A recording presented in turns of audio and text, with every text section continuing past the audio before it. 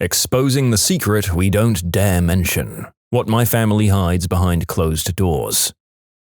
How about the secret of how my parents were able to afford a house suddenly while working a minimum wage job and having recently immigrated to America dirt poor? They'd never tell me where they got the money from. I'd bet you're not the only thing they smuggled in. The Thanksgiving meal prep where my mother got her hand stuck inside the frozen turkey for several hours. Bringing this one up gets you a laser beam eye death glare. Wow, are you part of Mr. Bean's extended family or something?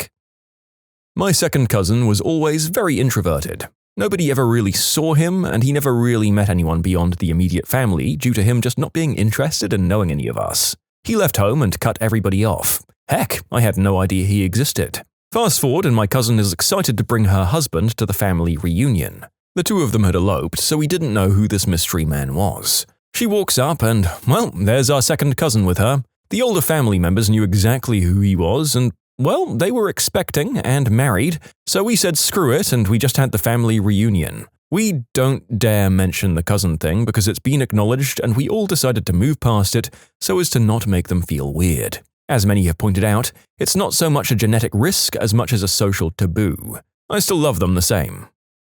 That time my mum was on Wheel of Fortune, it didn't go well. Okay, well now I'm just picturing Randy Marsh from South Park. I know it, but I don't think I should say it. Okay, so you're all going to be so disappointed in the reality of what happened on the show. I'm going to go off my memory here because, as the post states, we don't talk about it, so I can't really ask her for details. This was probably sometime in the 80s or early 90s.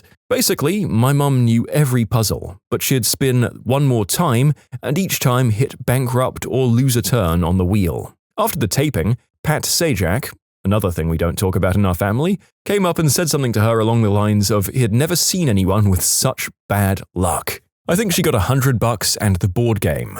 My brother and I tried to play that board game, but she forbade it for many years. Why she didn't just throw it away, I'm not sure. Many years later, I got the Wheel of Fortune game for Nintendo, and I could only play it when she wasn't home. You know what? I'm going to say that she had a very legitimate grievance and reason to never want to see that show again. Playing perfectly and losing anyway, while other people play worse and win big, is absolutely infuriating. Take that from a guy who loves dice-based strategy games, and who's had multiple squad wipes out of nowhere on XCOM, baby. Logistically, my sister's first child cannot possibly have been her husband's biological kid, but he's claimed the child as his own. They eloped about 6 weeks before he was born, and there's no way he wasn't deployed when conception took place. She hasn't ever said a single word about it, but everyone knows. We're not sure if he's actually that bad at math because he is pretty dumb, or if he just didn't care. I mean, maybe he's got swimmer issues and they decided to do it with a donor. When my grandmother was diagnosed with end-stage cancer, she offered to end my father, who was doing some pretty obscene things to our family. And yes, my grandmother was a bad bee, but I'm biased. I really wish she was alive to see this. She survived for 7 years after her diagnosis. She was my mother's mother. She loved coffee with lots of cream and sugar, Carol Burnett, teaching real estate in the same coral pink suit, but most of all, she loved her family. To all the survivors of bad homes reading this, keep on keeping on. Don't let it define you. You were awesome before, and you're awesome now. I caught my parents smoking green herb once when I was young, and one day after I got yelled at for something, I threatened that I knew a secret that could, quote, tear this family apart. I just finished taking Dare, so I thought it was a big deal. My parents flipped out. Turns out my dad was having an affair and my mum had only slight suspicions, and I brought the whole thing to light. I had 2 uncles. My uncle accidentally ran over his brother when they were in their 20s and drunk one night. My other uncle died a few days later. It's not talked about. I only found out from my aunt when she was under anesthesia and just blurting out all kinds of stuff. I accidentally texted my family, I can't decide if tickling my pickle at my great-grandma's house is worth it or not, instead of to a different group chat. It doesn't get brought up, but oh boy do I think about that a lot. I've always wondered what circumstance could push me to deleting myself. Thanks for clearing that up for me. The rampant alcoholism. I'll drink to that. Me too, sadly. That my family was very involved with a small 50-family top-secret cult that included preparing for the end of the world and stockpiling canned goods and water in $1 million barn in the woods, surrounded by small cabins. My parents got recruited for this cult when I was 4 years old and left when I was 15. It was our whole life for a while. Everything revolved around it. All of our money went into it. My parents can't talk about it, and my mother flies into an insane rage if anything is even mentioned. I've never told anyone the whole story from start to finish, and I doubt I ever will. I could write a book about the bizarre childhood I had. The bunny incident. So we had a bunny at our dad's house a few years ago. It was named Wall-E. My dad has bad OCD, so he tried to wash it. And for people who don't know, you don't wash bunnies. Spoiler alert, the bunny didn't make it. That my mum had a baby at 17 and was forced to give it up for adoption. No one but a few people know, even less who'll talk about it. My mum has never recovered from being tricked into giving up her baby. I still wonder if this is what happened to my grandma. Or a termination. It was right before World War II, a really super fast whirlwind relationship before my grandpa was deployed. And their letters are really censored and vague, but there are strong hints of something that happened right after he was deployed. They were married for another almost 50 years after that, but they were both super messed up. They were really checked out as parents to my mom and her siblings. Ever since Mom finally got to read the letters, I thought that was probably a decision made that basically ruined the rest of their lives. My cousin, who's a principal, was married with kids and had an affair with a teacher. She was also married. They both ended both of their marriages and got together. The teacher was my math teacher at the time while all this happened. Now they're married and I see them at family reunions. Extremely awkward, but only for me. My brother's hoarding. He's been without hot water since October because there's no room to move the old water heater down from the second floor, which was a terrible design in the first place, admittedly. We're an Asian family and he's the firstborn son, so apparently mental illness is fine and dandy. The one time I mentioned he might have mental health issues, my mum shouted at me. They live in LA, and I worry when there's a big earthquake, he'll be seriously buried. I watched the Hoarders show to better understand him. He's a frugal, logical, cheap deal freebie hoarder, which is like the worst combination, because the argument, you should get rid of things to free up space in your house, holds no water to him. And every argument he makes for why he has 5 of this thing or why he picked up this free thing makes sense to him other than the fact that stuff is getting out of control and not even being used. He's an avid reader also and said Marie Kondo's book was triggering. The friend of a close cousin who, to put it lightly, horribly mistreated me. Everyone acts like it never happened. Better yet, he died a few years later and they were all part of the big memorial that's become an annual thing. They even wear rubber bracelets for the motherfricker. Pretty much disowned all of my family. My God, I'm so sorry you had to go through that and that your family essentially kept the trauma going. I'm glad you got out and didn't play to their BS. Although I'm sure that was a brutal process as well. My sister is really my half-sister. I didn't find out until I was like 35. My mum, and the fact that I have a different mum from my sisters. Oh, and how my mum died or that I could have the same disease that killed her and basically anything that deviates from the outward perception that we're the perfect little nuclear family. The fact that my brother and I still keep regular contact with our former stepfather. He and our mum got divorced 3 years ago. My brother and I still attend holidays with his side of the family, occasionally grab dinner and get along well with his new fiancée. We don't tell our mum about any of this, although she's aware that we still talk to him. I mean, the man helped raise us, and we don't hold any grudges against him. Neither of us were willing to throw that relationship away simply because he and my mum weren't married anymore. Well, this is at least coming from a place of understanding, even if it's a bitter pill for one of your parents to swallow. I'm glad that adults can behave as such from time to time. My parents were never actually married and played it off like they were for 20+ years. Oh, and my dad cheated on my mum with a guy who dresses in drag for a living. My mum's older brother is estranged from the family. Hasn't really spoken to anyone in the family for years, although he's sporadically in touch with my mum. I don't think he even called or sent condolences when my grandmother, his mum, died recently. My mum will bring it up sometimes like, oh, Alan has nothing good to say about our parents, but I tell him he needs to get over it, and yada yada yada. I can't even remember what she says because she's always really vague. Every single time I ask, why doesn't he talk to Grandma and Grandpa? She always says, oh, you know, just because, and then frickin' drops it. So I guess that's the thing we don't talk about. Interestingly, several years ago, I asked my biological father, my mum's first husband, why my uncle doesn't talk to my mum or their parents, and he gave me an answer. He said, well, I guess no one's told you, but your grandfather used to do some pretty heinous stuff while they were growing up. He apologized later, and only she forgave him. And you know what? If I were in my uncle's position, I wouldn't frickin' talk to them either, to be honest. I haven't told my mum because while my father has never lied to me, this information is coming to me like secondhand, and I'm always wary of info like that. Also, that's not really a conversation I want to have with my mum unless she volunteers the info herself. And even then. You can submit your own stories to be featured here on the channel. The story submission link is in the description below. Don't forget to subscribe to Am I the Genius?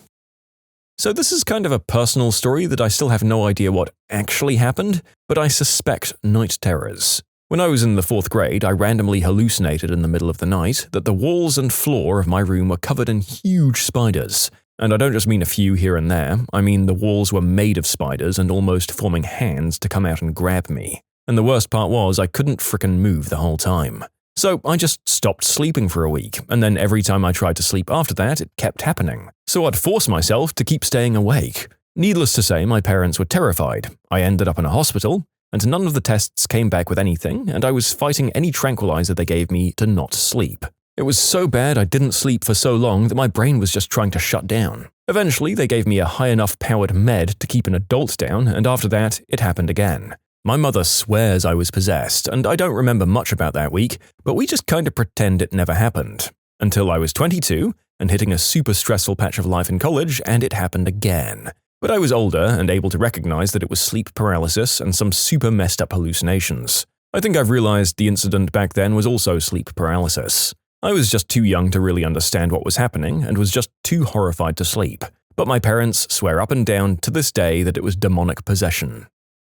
My sister's weight. Extremely touchy subject. She started putting on the pounds at about age 11 and hit 375 before graduating from high school, along with her other eating disorder standbys like hoarding and hiding food and stealing money to buy it. Her efforts to lose weight included things like pinning swimsuit model pin-ups on the fridge for encouragement. It didn't help that she was emotionally fragile and had anger management issues. My parents apparently thought they could avoid conflict by banning all discussion of the most visible symptom of her failed coping skills, and boy, were they wrong.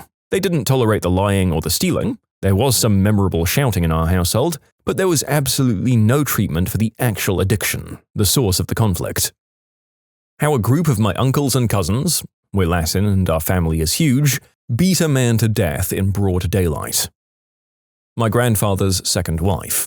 She manipulated him to get most of his money, and when he died, she managed to get his gravestone inscribed only with words saying he was a loving husband to her and no mention of the rest of the family. She's a monstrous personality too. Mentioning her just tees my dad off and puts him in a bad mood for the rest of the day. We call her LV, or Lady Voldemort. My mother's mental health. She hallucinated off and on for years and was never totally stable. She didn't believe there was anything wrong with her and never got help. But she told everyone in the immediate family, and she's mentioned that over the years she's discussed her visions with various other people. Like, it's a known thing about her. But we never discussed it amongst ourselves at home when she wasn't in the room. Nobody outside of our immediate family, who also know about her condition, has ever brought it up to me. I think if a bunch of us were ever in the same room and the subject came up in conversation, all of our brains would melt and pour right out of our ears. The fact that 4 out of 6 children have left our parents' religion, which is a huge social stigma and personal disappointment for them. My great-uncle got his cousin pregnant in the 1930s and they had to get married. They had several children, and by all accounts, their marriage was a happy one. It wasn't until I was putting together family trees, and both of them were long dead, that I realized what happened. My grandfather wasn't on speaking terms with his brother for a long time, not regarding this, but other family issues, so it was an easy subject to avoid. My 76-year-old grandmother died from over-medicating. When I reached the hospital, I saw the nurse start a Narcan drip. For those of you unaware, Narcan is used to reverse the effects of opiate overuse. My uncle had just died in a similar way 2 years prior, her mum died a year earlier, and my grandpa was moved to a nursing home weeks before, and I guess she just couldn't handle it anymore. She got into my grandpa's morphine left behind at the house. I loved and respected her. She was a respected woman. She was warm, kind, and had many friends, so my family wanted to keep who knew to a minimum. She was also a volunteer at the church, and you know how they can be with self-deletion. When she died, my aunt immediately said, "What will we tell people?" It was the most confusing time of my life. My grandfather came to the funeral, so confused, and he kept begging me to tell him what happened. Mind you, a year earlier, they were both watching grandkids, living vibrant lives, and my grandpa still worked. It was devastating. Nobody talks about it ever. My grandfather died 12 days after her funeral. Which way does the ceiling fan turn? That one question led to a 3-hour argument between the aunts and uncles one Christmas. Absolutely stupid. If anyone mentions it now, looks of genuine anger appear and you are silenced. Ceiling fans are supposed to be designed to turn in either direction, to create a downwards draft to circulate cool air in the summer, or create an upwards draft to circulate warm air in winter. Well, I know which topic I'd be bringing up if a family get-together got boring or if people annoyed me. Just light that bag of doggy-doo on fire, back away, and enjoy the show. Yes, I am a crap jerk, thank you for noticing. We were in a cult for 10 full years. Now it's like a black hole in our family history. Nobody talks about it. The fact that my uncle has children with multiple working women in the Philippines and Cuba. My sister and cousin went on holiday with him and my cousin's family, and they walked in on him arguing with someone on Skype about child support, and then being sneaky little so-and-sos, they looked through his emails and found several emails with women with pictures and videos of different babies. Which was a massive jerk move, but they were no older than 11 or 12 at the time. I remember being told to never bring it up anywhere near my nanny, who was a hardcore Catholic woman, because it would likely be the death of her. He was, and still is, a bachelor, so fortunately there was no cheating or double life being lived, and we know they were working girls because he never hid the fact that he doesn't sleep with locals in these countries, just the ones he's paid. Uncle Jay loves his prozzies. When I was 8 until I was 10, I thought that the ghost of my grandparents' dog followed me around.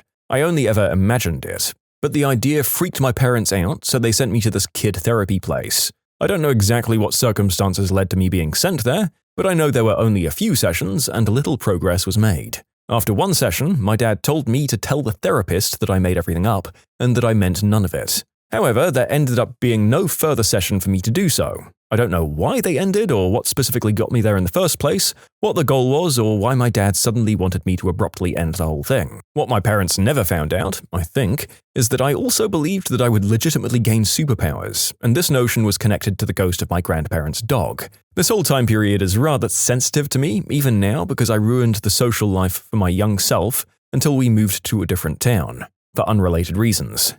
And I legitimately believed all of this. It scared my parents considerably that I might have some further undiagnosed mental disorder, although I'm fine now as far as I know, and it's not something I can just brush off as kid stuff. There was some serious delusional crap going on, and just because the delusions were obviously and expectedly childish, it doesn't mean that they weren't serious. It's not something that I nor my parents really want to bring up.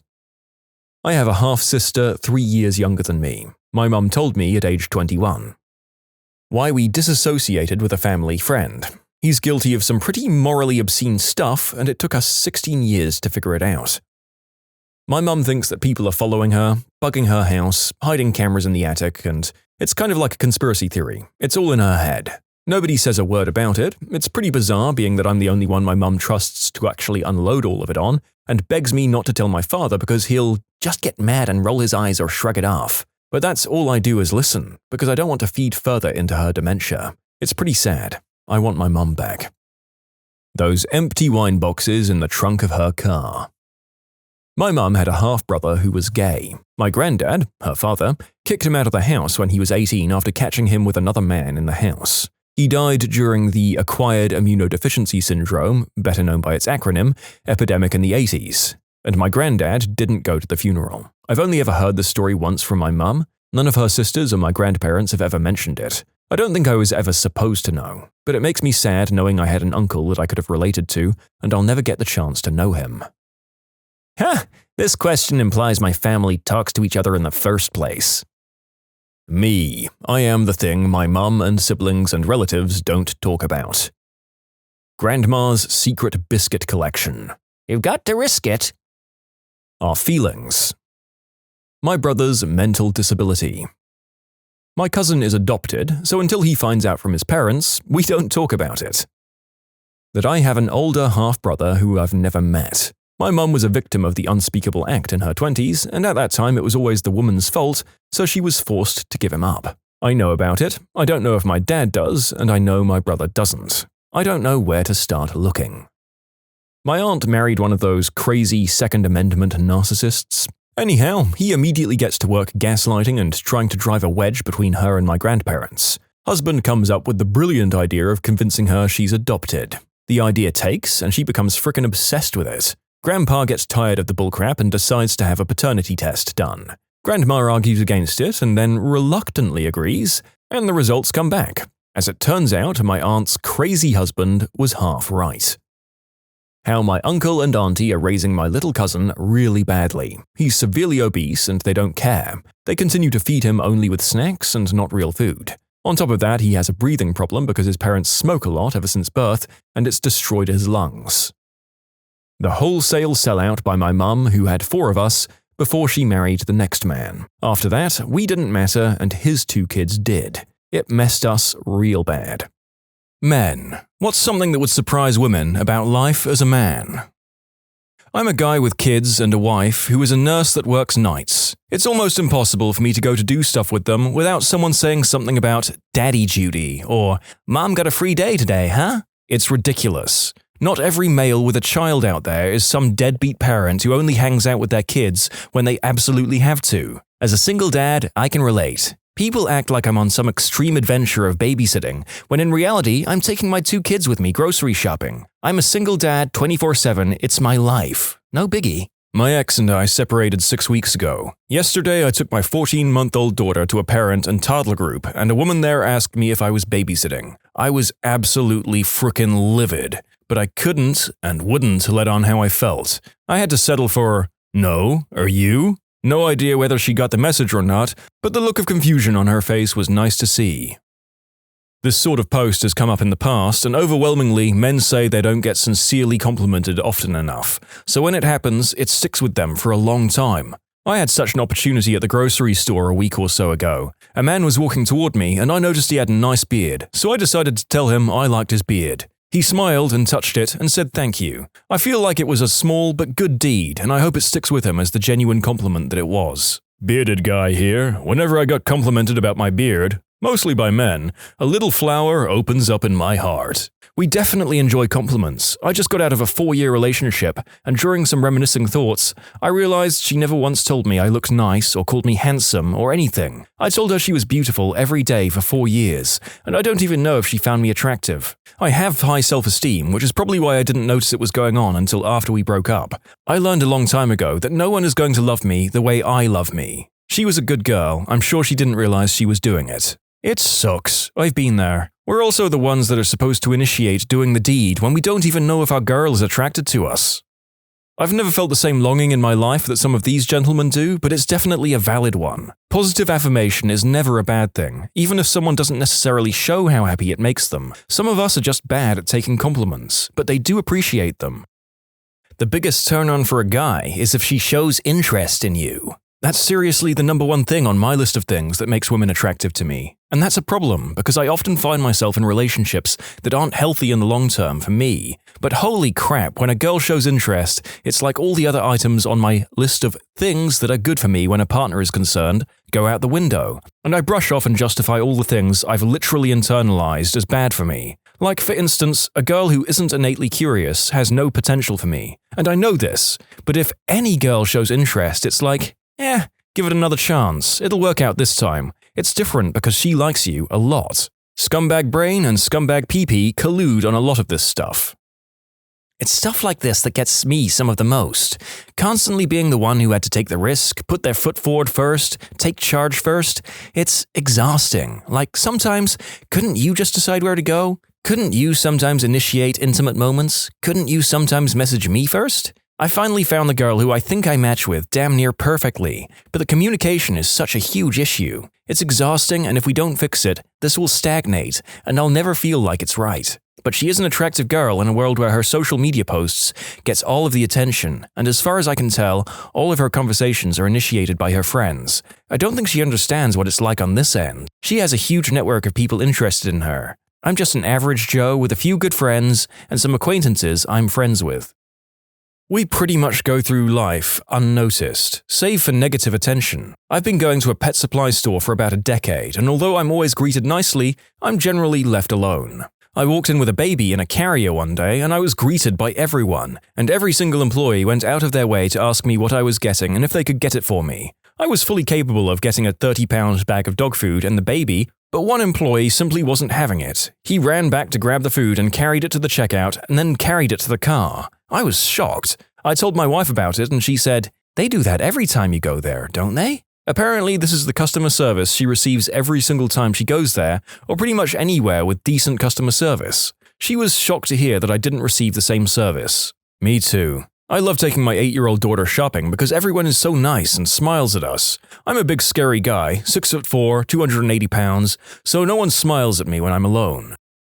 1. How much we would like to feel wanted and not simply useful or needed. 2. How much pressure there is on us in terms of body image. We hear about all the crap women go through, but do you ever stop to think about all the eggplant size jokes? That alone can cause insecurity, and that doesn't even touch things like losing your hair, graying, muscle mass, etc. That we really do care a lot more than society says we do. We're just not allowed to show it because that's a sign of weakness, and we're taught at a young age that you have to put up a perfect image or no one will ever want you. The first point hits home for me. Sometimes I confide in my wife that I don't feel wanted, and she gives me a crooked look. She goes on to explain all the reasons I'm useful and needed in the household, but never expresses how or why I'm wanted. I like kids. Kids are funny, they like breaking rules to have fun, and they still have an imagination. I don't screw kids. Hell, I hardly screw adults either, but that's beside the point. A girl I went on a date with last week showed me a picture of this adorable little boy, her neighbor's son, and told me she sometimes goes to her neighbor's house just to see him. When I told her that I didn't think that would ever be the case for me, she seemed sad and asked why. I'm a guy. Hello, Susan. It would make my night if I could take your goofy 6-year-old daughter out for ice cream. I've had a very depressing day. You can F off before I call the police. How's that? That works too. Have a nice night. See you never. It's the same for me. I always tickle-thought my children and we're totally goofy. I just love children. They're clever and funny, cute, and have awesome imaginations.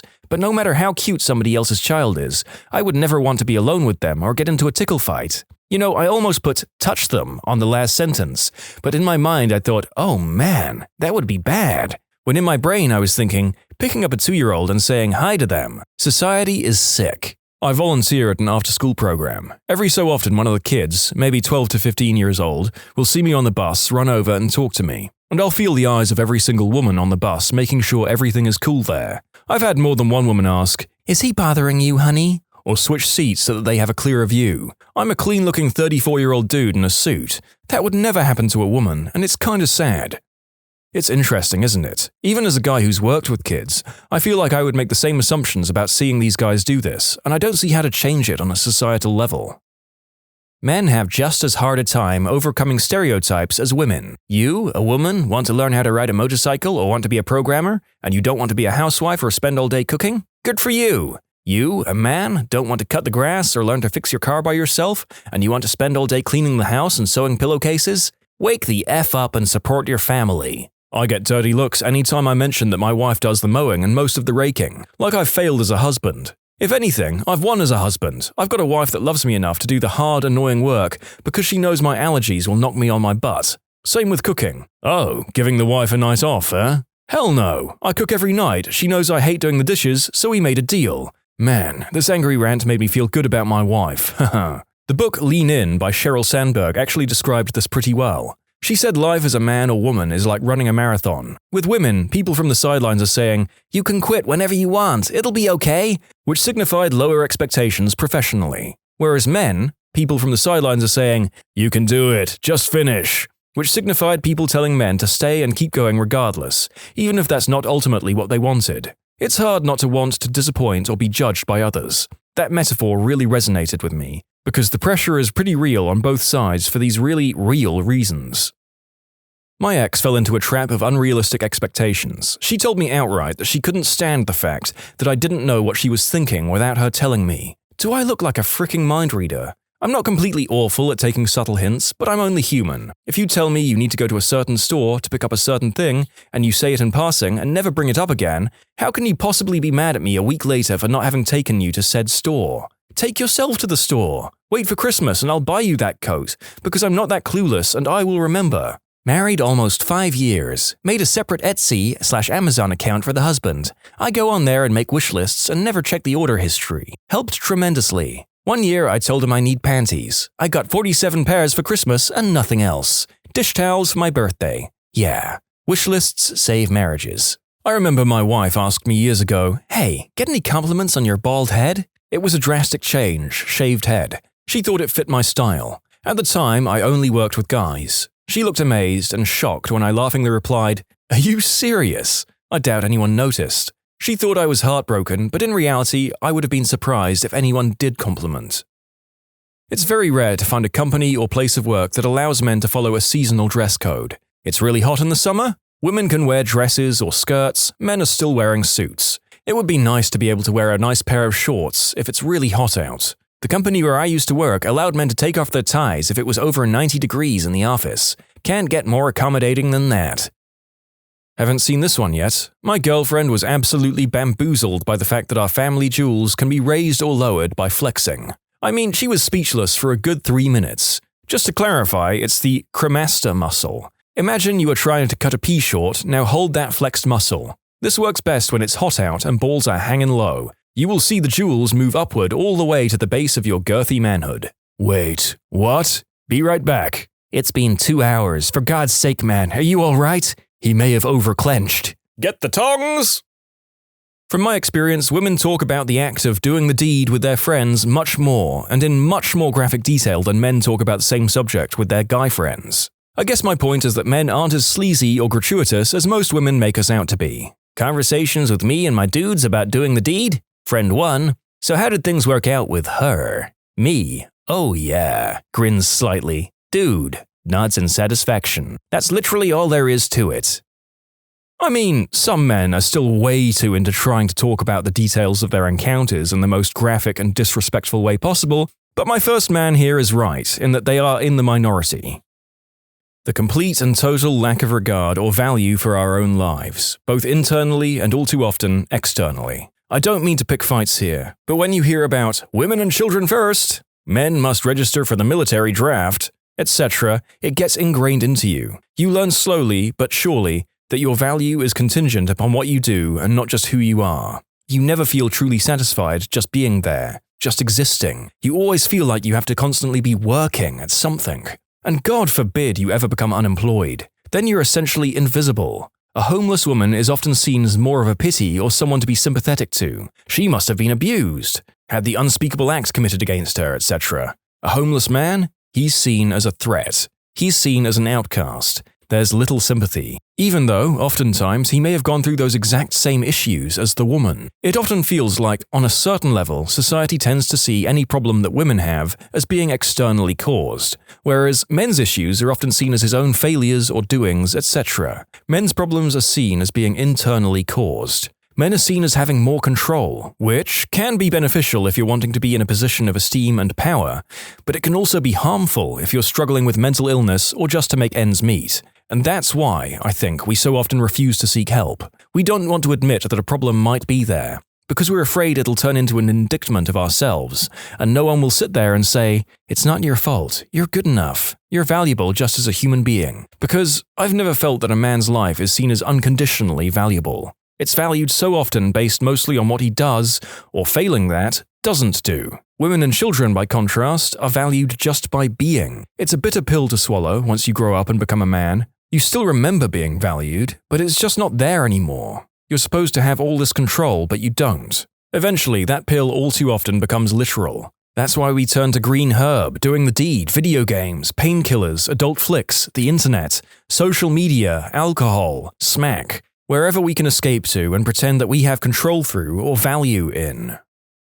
We're taught from a young age that things don't happen to you, they happen because of you. You got a raise at work? Clearly you're a hard worker. Have a wife? Obviously you wooed her correctly. Got divorced? You messed up. She just fell out of love with you? You should have fought harder for her. You're depressed? You need to suck it up.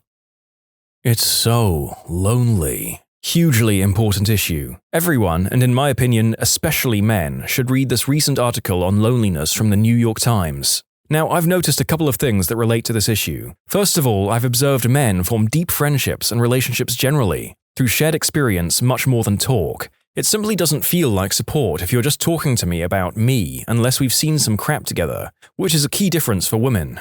I've observed women mostly feel the support of strangers, which does not happen for men. The void that is male loneliness can be filled by camaraderie of joint work on a project, of following a team, or scientific, political, business venture for us nerds, all together, and of discussions or arguments that may seem idiotic or too distant to be the true issue. At this point, I'm mostly just talking out of my butt, but I remember that convincing men to talk about personal issues is usually like convincing a wall to talk.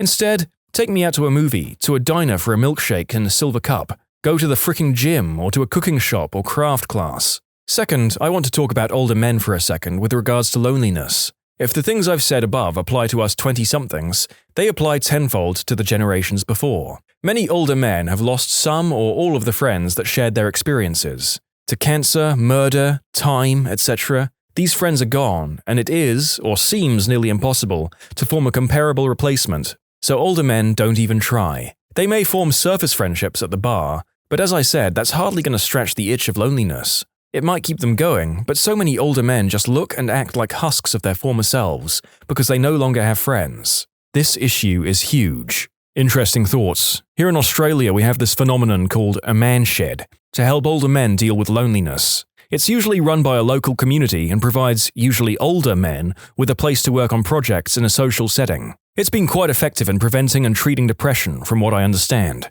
Also, picking up hobbies like amateur astronomy, etc. can be a conduit to forming more meaningful friendships. A lot of my guy friends are simultaneously very lonely and seem very intimidated by the prospect of even trying new things. Initiatives like the Shed idea are great, as are trying out adult classes for something you've been curious about for a long time. I think most women would be surprised to learn that our pee doesn't always come out in a nice, steady, straight stream.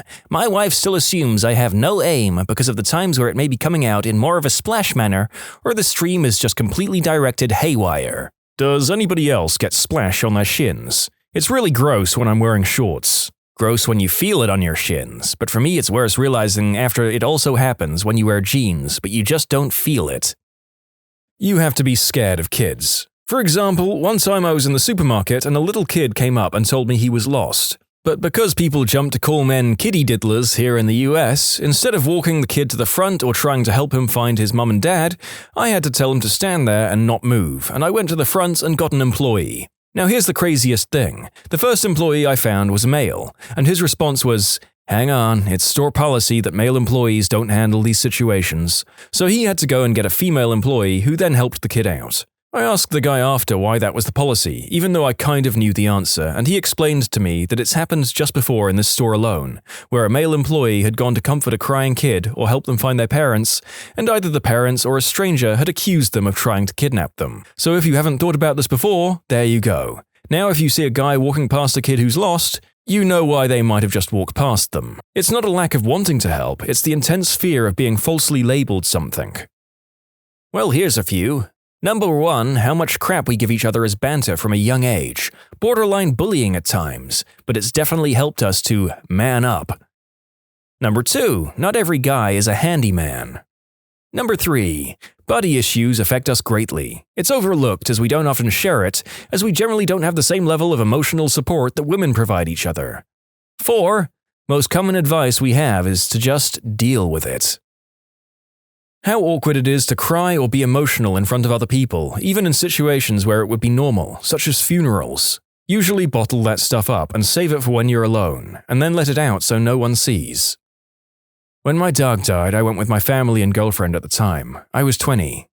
After they put him down, I went out of the room and cried in my girlfriend's arms. I apologized heavily for it over and over.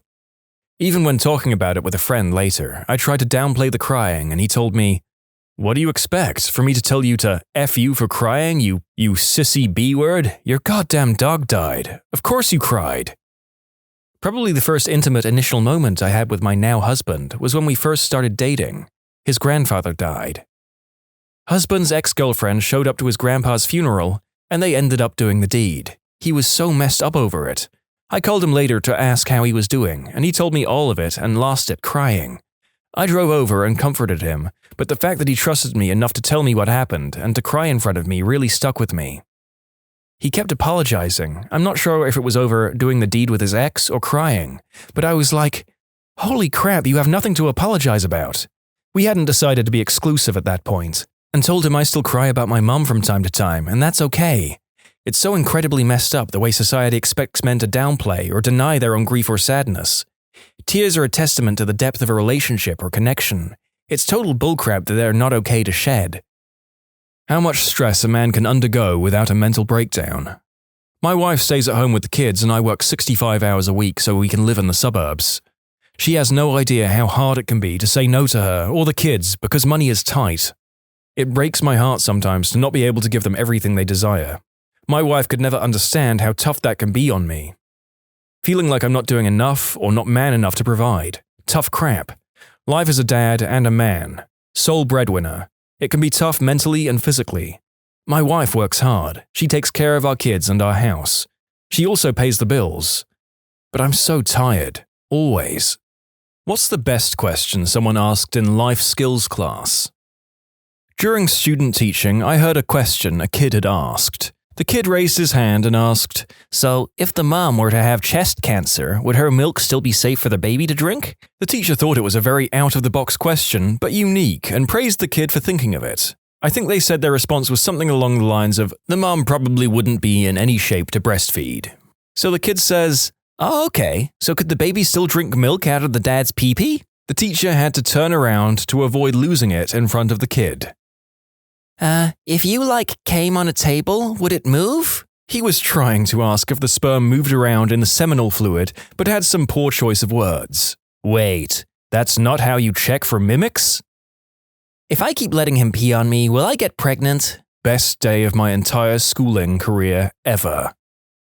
When I was in 6th grade, we had something called FLE, I think it stood for Family Life Education or something, that was pretty much just a life skills class. It wasn't co-ed, so all of us, 11 and 12-year-old guys, were being taught by a homeroom teacher and the computer teacher. They gave us index cards to write questions down, and someone asked, "How do whales do the deed?" The teachers thought it was funny, but they didn't answer, and after a few minutes, I guess someone asked again because comp teacher asks, "Okay, what's up with you guys and whales?" I mean, now I kinda wanna know what's up with whales. In a certain species of whale, a friend prevents them from sinking by letting them do the deed on his back. Our viewers should have now realized that when I'm saying life skills, the word I'm swapping out is SEX education, so the video doesn't get demonetized. There are, however, a lot of other words that I'm swapping out as well, obviously.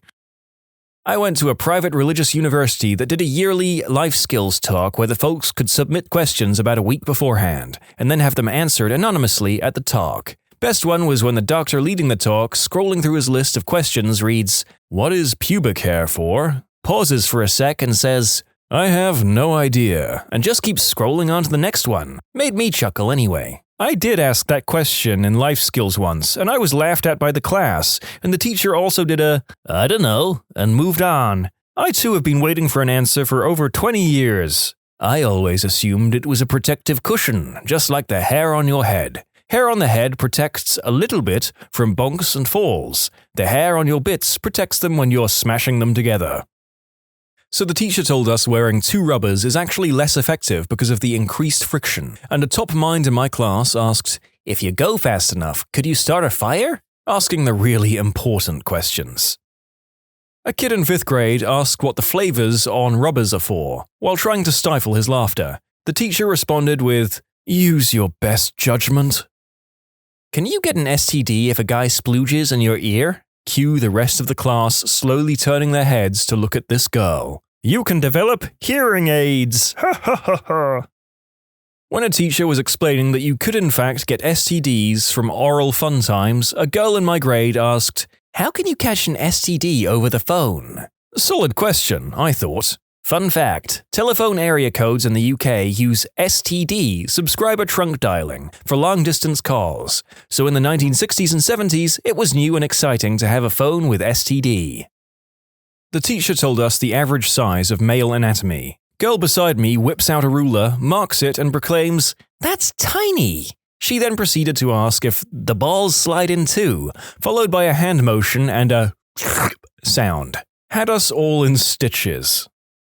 There was a girl I was friends with in high school that was pretty fun, but known as a more, intimate person. She was dating a 26-year-old when she was like 16, stuff like that. When I took life skills class with her, the best gem of a conversation with our teacher went something like this. She said, "You know how when guys climax before the splooge comes out? There's a pre-splooge. Teacher, yes, why? Can this pre-splooge get someone pregnant? Yes, there can still be sperm cells present. Well, that sure sucks. Can I please be excused?" She texted me later and told me she wasn't pregnant, thank God, but the timing of it was like a sitcom. Does peanut butter make your chest grow bigger? This was asked by one of the most popular girls in the 5th grade. I mean, if you eat lots and it makes you fat, you get a bigger chest, right?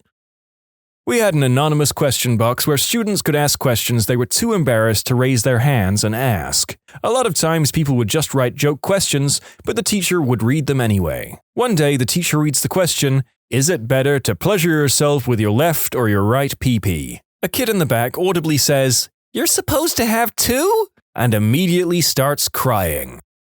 I'm a little concerned because these sorts of classes usually take place in their teens.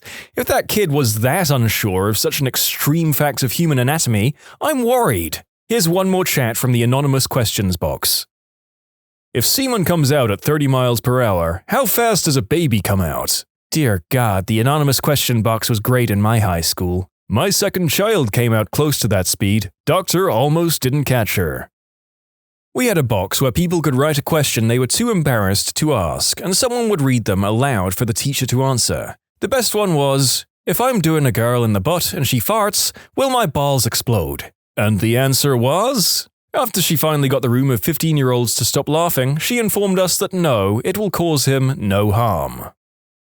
One of the 5th graders asked, "Does adult fun times feel good?" Poor teacher had no idea how to answer that. My dad asked that to his parents after they gave him and his brother a book about doing the deed. Apparently, my grandfather had to explain straight-faced that if it wasn't good, then no one would be doing it. A story from my friend's 5th grade life skills class, someone asked the male teacher what the climax felt like, and after consideration he said, "Like a sneeze, but good." I've always felt like that was a solid description.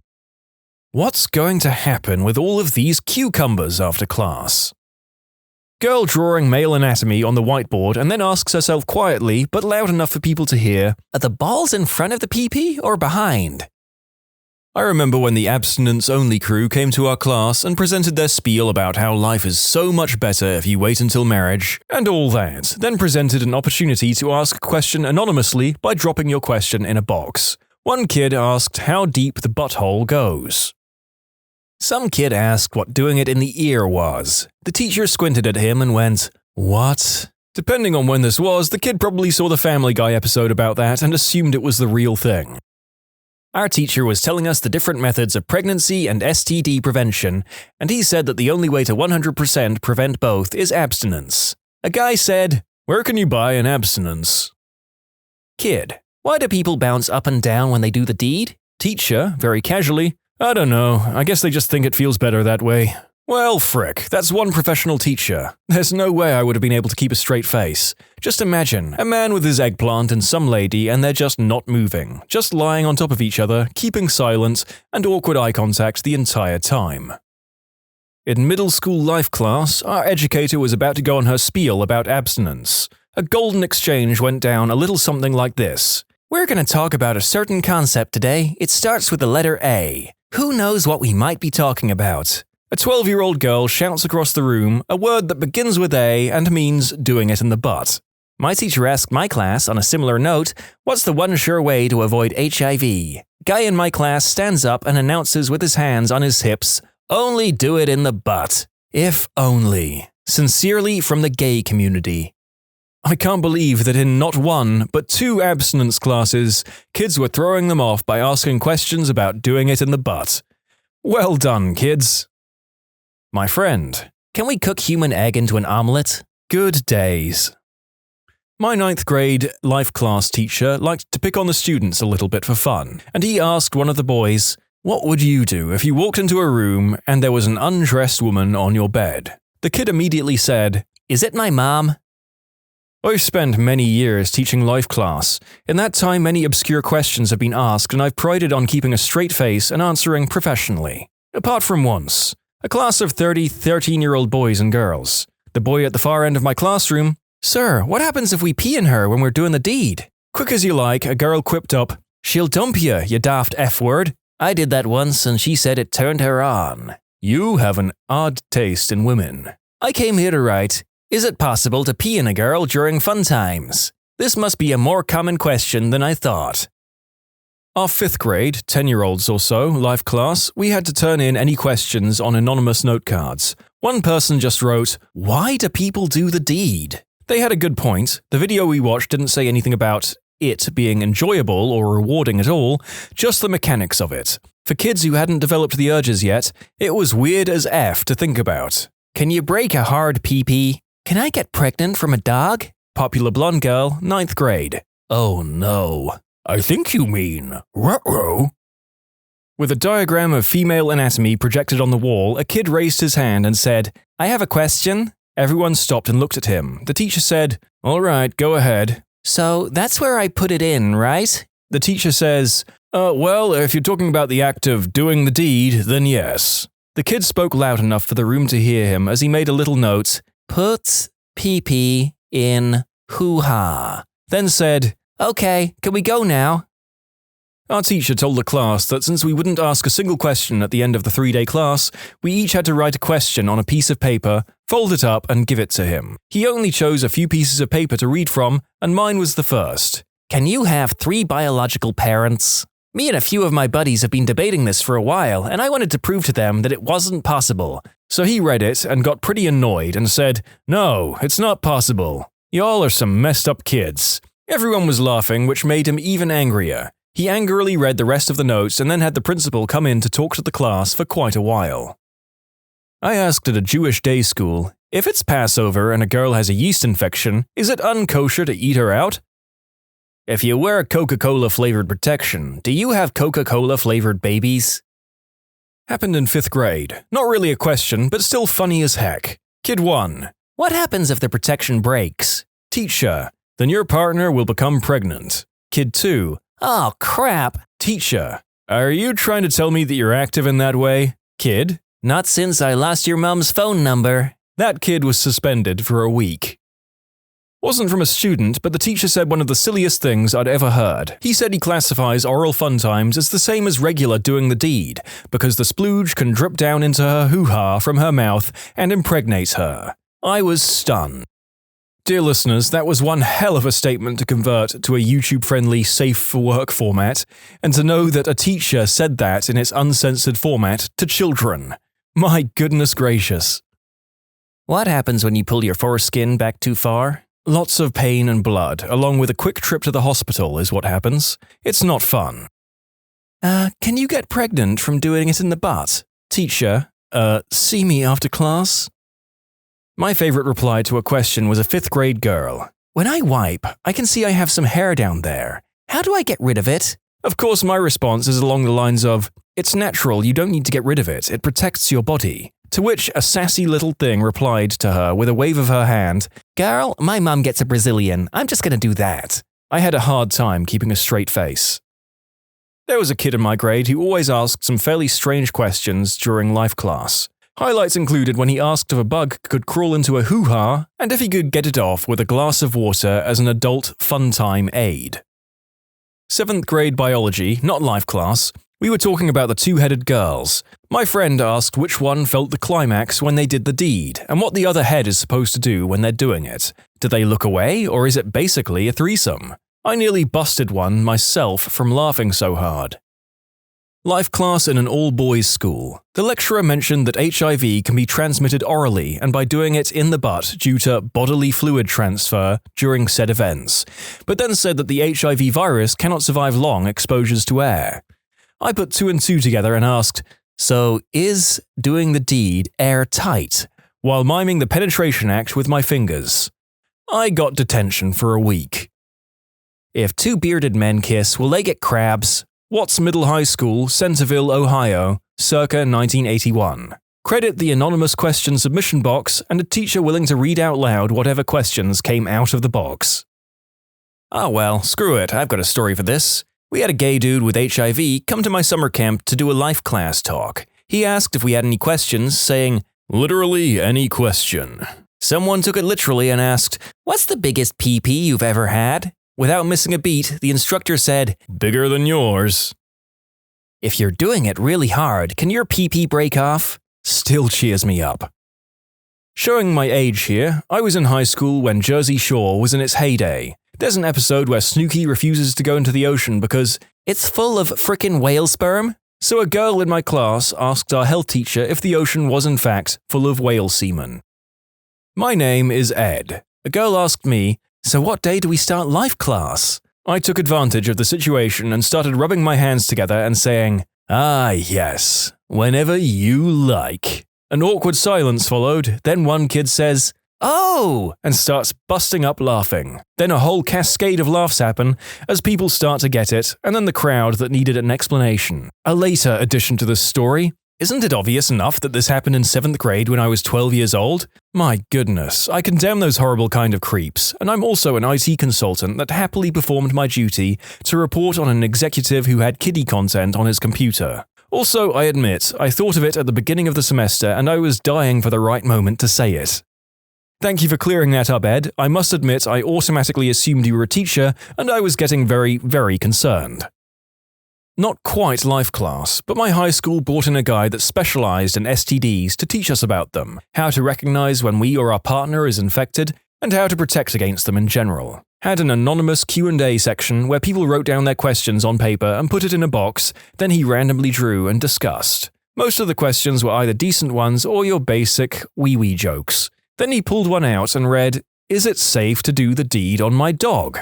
And everyone just burst out laughing. After a moment or two of the teachers getting everyone calmed down, he started talking. We all expected him to launch into how this is disgusting and unsafe, etc. We completely lost our crap when he went on to not only say that it was perfectly safe, apparently the only known STD transmissible between humans and canines, results in a flu-like infection for a few weeks, and that's it.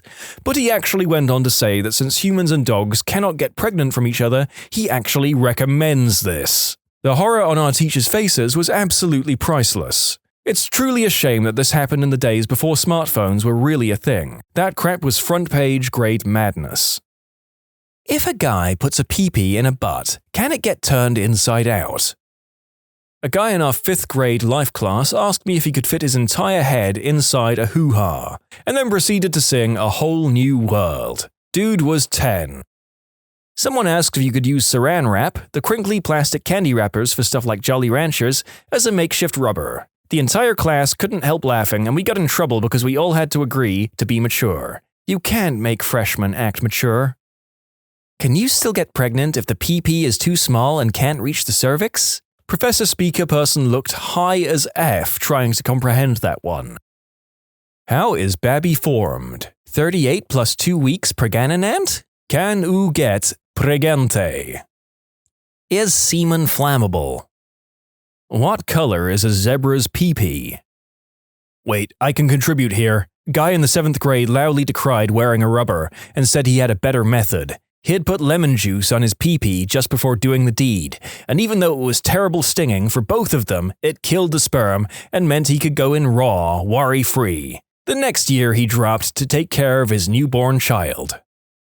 Is D-word for a female common adult fun times toy a country? The girl was an idiot, and the funniest part was, she asked the head of the geography department. There is a city in Newfoundland with that name, from the last I remember. You can Google it. Number 1. Do people really say giggity giggity while doing the deed? 2. It's been said women have 3 holes. Please explain. 3. How does the woman poop out the baby? 8th grade life skills class. Can you use duct tape instead of a rubber? Anonymous note in the question box. Had a guy ask this anonymously via card in a hat during one of those life class things during freshman year of college. The card read, PP plus PP ? First question. Professor was tenured and didn't give an F, so she looks at the group and says, I can only interpret this as asking if you have one. It will be located between your legs and will be slightly smaller than your pinky. Would have to say the best question I heard was from my 15-year-old sister and her best friend in health class this past year. Had the box with written anonymous question. First question was theirs. What do you do when guys don't understand no? My sister said teacher just stood there like, I don't know how to respond to that. The proper answer is pepper spray. 8th grade health class had a pretty chill teacher. After spring break, we begin the life class health unit. Teacher starts the class off. What do people typically find attractive in others? Obviously, he was expecting a few answers, some maybe a little edgier than others. Before anyone else could answer, a kid just blurts out, "Feet!" This wasn't a question, but something I said in life skills class when I was like 13 or so, and for a while I found it embarrassing, but now I just find it funny. We were discussing the fact that when a woman is pregnant, her time of the month stops. So I, ever the class clown, said, "So the baby's kind of like a tampon, right? It just sucks up all the blood like a very tiny vampire." The entire class and the teacher, actually, screw her, she was my science teacher for 2 years, and she was a butthole, looked at me like I'd absolutely lost my mind. Teachers. How easy is it to tell if a student has a crush on another? And what interesting moments between the two can you share? High school teacher. Depending on the kids' personalities, they either get louder or quieter when their crushes are present. The loud ones are frickin' annoying. The quiet ones are the ones I would say purposefully sit next to their crushes. Oh god, I just realized that my 66-year-old GOV teacher totally knows. Teenagers are not subtle by nature, but they are amazingly oblivious when it comes to matters of the heart. They are really perceptive with other things, though. The boys almost never recognize if a girl likes them, and the girl never realizes that the guy is showing interest. It's funny to watch it happen. It's so blatantly obvious as an outsider, but I remember being just as oblivious as a student. It's called crushing self-doubt. I had a girl literally ask me out, and I slept on it and convinced myself she was just screwing with me in an attempt to embarrass me. Oh, similar to me, there was a girl me and my friends all liked in primary school. I said no in case they had bad intent. What if a girl was just too shy to find out herself? Back in 5th grade, I had a crush on a girl named Jenny. She was sweet and I really liked her, even if, innocently. Since this was 5th grade in the elementary school, I was in Boy Scouts with her brother, and my best friend told said brother that I had a crush on his sister, and he apparently passed it along to Jenny. Toward the end of the school year, she hands me a folded-up note telling me not to read it until after I got home. I waited like 5 minutes and popped that sucker open, and it's basically a confession that her brother told me that I liked her, but that he sometimes lies to her, and she just wanted me to check either yes or no. I was so embarrassed that her brother told her that I just ignored the letter completely. Oof. Well, to be honest, I know people who aren't much better attuned as grown adults either. I am completely oblivious to signals, as are a lot of my friends of all genders. Awkward story, my students are all between 8 and 10, and a few have noticeably hit the point where they're obviously starting to notice the opposite sex. I have 2 students that I'll give fake names. A boy, James, and a girl, Lucy, in my class. They're always together, recess, lunchtime, free choice, and the two are always working together. They're both very shy and giggly, and it seemed a mutual crush was there, noted by me and their math teacher as well. One day I hear James getting teased by some other kids for his crush on Lucy. His math teacher and I pull him aside and have a talk with him. We tell him that we'll be talking with the class as a whole about crushes and teasing. He's not the only one. His math teacher also tells him that if he does have a crush on Lucy, it's nothing to be embarrassed about because she's a nice, sweet girl. James just looks awkward and asks to go, so we let him. A few days later, I'm walking my kids out to the parent pickup and I see Lucy's dad is here to pick her up. James waves to both of them as they leave and I ask if he's been over to Lucy's house to play and if he knows her dad. "Yeah, miss, that's my uncle." Oh, crap. I've encouraged cousin love. I awkwardly gather my nerves to say, "So you remember that talk we had about Lucy and liking her? Well, I didn't realize she was your cousin." "Yeah, I thought you didn't. That was weird, miss." Then he just laughed and said he liked a different girl anyway in his older sister's class. In conclusion, 10-year-old is into cougars, not cousins. Oh man, the longing stares across the room, the almost wistful what-ifs you can just see in their eyes. When I was in middle school, that was me. Fortunately, the girls in the bar after 1:30 are usually drunk and desperate too. Not really. I close down the local bar about once a week. I'm happily married but friends with one of the bartenders, so I hang out until our shift is over if there are sketchy people, and there are almost always sketchy people. It's like the old saying, the odds are good, but the goods are odd. I had a toothless dude and his wife sit down next to me. She literally had a bandaged head wound, and he asked me for a threesome, so she wouldn't have to die not knowing a woman's touch. Computer science/computational physics university lecturer here. Men tend to outnumber women 10 to 1 in my lecture groups. Odd scenarios. My favorite being 4 of my students simultaneously being exceedingly into the same exceedingly pretty woman, who was in the realms of shy but unremittingly kind. She also happened to be a lesbian. I knew this and they did not. Of course, only 2 people could sit next to her in a lecture theater, and an actual friend of hers usually took one of those spots. So the 4 of them would try to play it cool as she sat down, and then desperately try to get as close as possible without giving the game away. Like a single round of musical chairs where only one person can win, but there's definitely never going to be a prize any of the players want. It's important to also be aware that these were nerds of the highest order, so at a certain point they were just running and shoving one another, charging down the aisle like the adults they apparently were. I was eventually forced to intervene and end the game when one of them, honest to God, vaulted a row of seats and nearly landed on another student. They deliberately avoided her after I pulled them aside, which was probably great for her, but terrible for me. I found their fruitless game a never-ending source of comedy. I'm a substitute teacher, and my favorite student with a blatant crush experience was with a 2nd grade class. I picked the kids up from the yard after recess, and a boy came to me very upset because one of the girls had been chasing him the entire recess. Once we got back to class, I talked with the girl asking for her side of the story. Conversation went something like this. Me. Jose was pretty upset about something that happened this recess.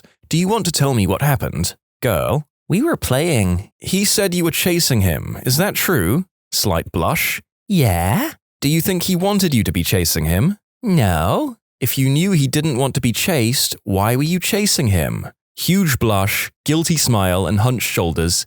He makes me laugh. It's funny how something that would be completely creepy and unacceptable in the realm of grown adults seems so cute when it's between little kids. Don't know what that says about us. I worked in the kindergarten for a brief period between high school and uni, and there were a couple of little 5-year-old girls who just walked up to the boys they decided they liked and kissed them forcefully, informing them that they were now their husbands. But the one that sticks to mind is the little 2.5-year-old from my group. She spoke only a little at the time and didn't bother much with learning the names of the grown-ups to any extent. But shortly before I left, they hired a really young guy, about 19, as an assistant. The girl sees him walking into the ward for the first time and just freezes. She actually dropped her toy and her eyes go round like saucers, her jaw dropping. It was both adorable and absolutely hilarious to watch. We introduced him and none of the kids were that fussed, but she just stood there, mouthing his name, whispering it to herself a few times to make sure she got it right. He sat down on the playmat with her and she couldn't take her eyes off him. She offered him a toy which he accepted gracefully, and I swear she lost her breath. From then on, she loved him. She was quite shy to begin with, walking up to him at times, saying his name, and then when she got his attention, she would giggle uncontrollably, blushing bright red, and run away. If he took sick days or didn't come in till late, she would get sort of depressed and not want to play much. All the kids played favorites with the assistants, little boys have their crushes and so on, but this one was a little different. It was as if she had decided he was her soulmate. He was so kind to her, and the kind of relationship they had was never anything that made you think anything creepy. He just couldn't bear to reject her. In the afternoons, he'd read to the kids for as long as they were willing to sit still and listen, and she always made sure to be the one to sit on his lap or next to him to flip the pages. I'm teaching 7th grade right now. It's crazy easy to tell. It makes me wonder if I was that oblivious when I was their age, or worse, if there were girls that were obvious towards me and I didn't notice. It's like they don't even hide it. One of my boys carries a girl's books every day. It's clear to me that he has a crush on her. I learned recently that she has a different one of these guys to carry her books between every class. I mean, that's just manipulative. She's got to know, right? Maybe, maybe not. As clueless as these guys are that carrying books isn't some grand romantic gesture, she may be just as unaware that's why they're doing it. Girlfriends do that stuff for each other all the time. We borrow and lend and carry and hide and all of that. So a guy doing that is basically doing friendship stuff from her perspective. Also, we pay attention to each other a lot. We notice if there's a new haircut or sweater or she's lost weight and all that. That's normal everyday behavior, especially for teenage girls. I've got a 9th grader and I've seen her around some of the guys in her orchestra. They bring her music over, ask with fixed and nervous smiles how she's doing today, sit next to her at picnics and stuff. One of them even asked her to get my recipe for baked beans. And you've got to be desperate for conversation when baked beans recipe seems to be the logical choice. But when I asked if there's any guys into her, she shrugged and says, "Nah, boys don't really notice me." I finally sat down and was like, Look, I don't want you spilling this or embarrassing them, but Todd, Joe, and Mike, not real names, all like you. They can't come out and say it, but they are interested in you. Do whatever you want with that knowledge, but you should know what the signs of interest look like. And I laid it out for her. She honestly had no idea what low-key stuff looks like, because movies and all that are always big sweeping gestures, not quietly jockeying for a seat as fourth chair if you're second, so they can sit next to you, or having your eyes way too wide open, or talking to you about some quite banal things just to talk to you. Not that I'm saying guys should all be super romantic and swing for the fences, but a huge number of dudes didn't realize they'd been flirted with over the years. Girls have the same problem. We're not exactly speaking two different languages, but we're sure as hell working from different subtexts. I'll say again, this is just confirming to me that a lot of adults are barely more evolved than kids in how they behave when it comes to matters of the heart. I have this one teacher that will totally just say anything that's on her mind. Once she just flat out said, "Do you guys like each other or what?" to these two kids in my class.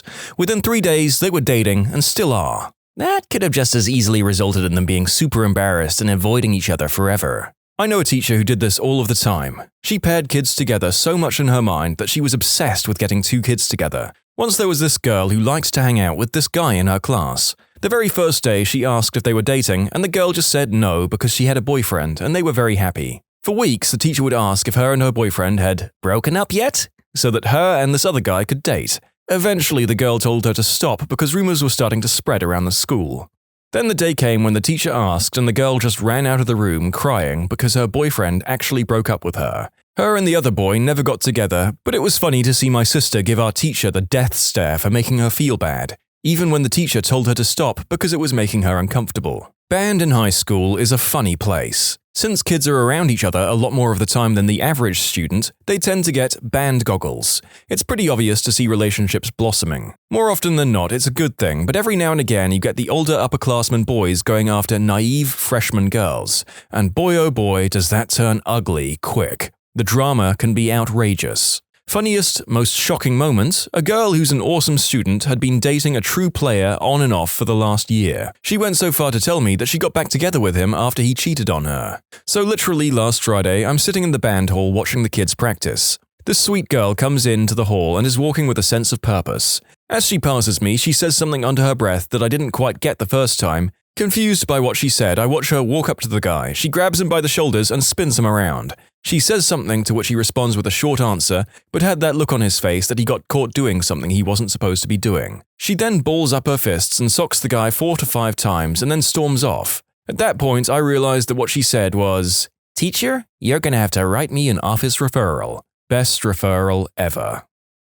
I teach English. I remember a star football player, senior, coming into the room to rap with me for a bit before the third period start every Friday. In my third period, a female student, junior, of mine, who was extremely intelligent and very pretty, yet somewhat shy being an AP student and all, was sitting in the front row and always stared at him when he came in. He would talk about football and stuff with me, and every so often I'd look back at her still staring right at him and smiling the entire time. She would not turn that smile off no matter who was looking or what anyone said. It was actually one of the cutest/saddest things I've ever seen, seeing as how the guy never even turned around to notice her. If he did, who knows, maybe they would have hit it off. Maybe they did after they weren't my students. Is no one going to question that a football player rapped with you during school? Do you teach at East High? Okay, after 5 people writing me to tell me the meaning of the word rap, I think that no one needed to. At the very least, you guys should have just seen I was making a pop culture reference.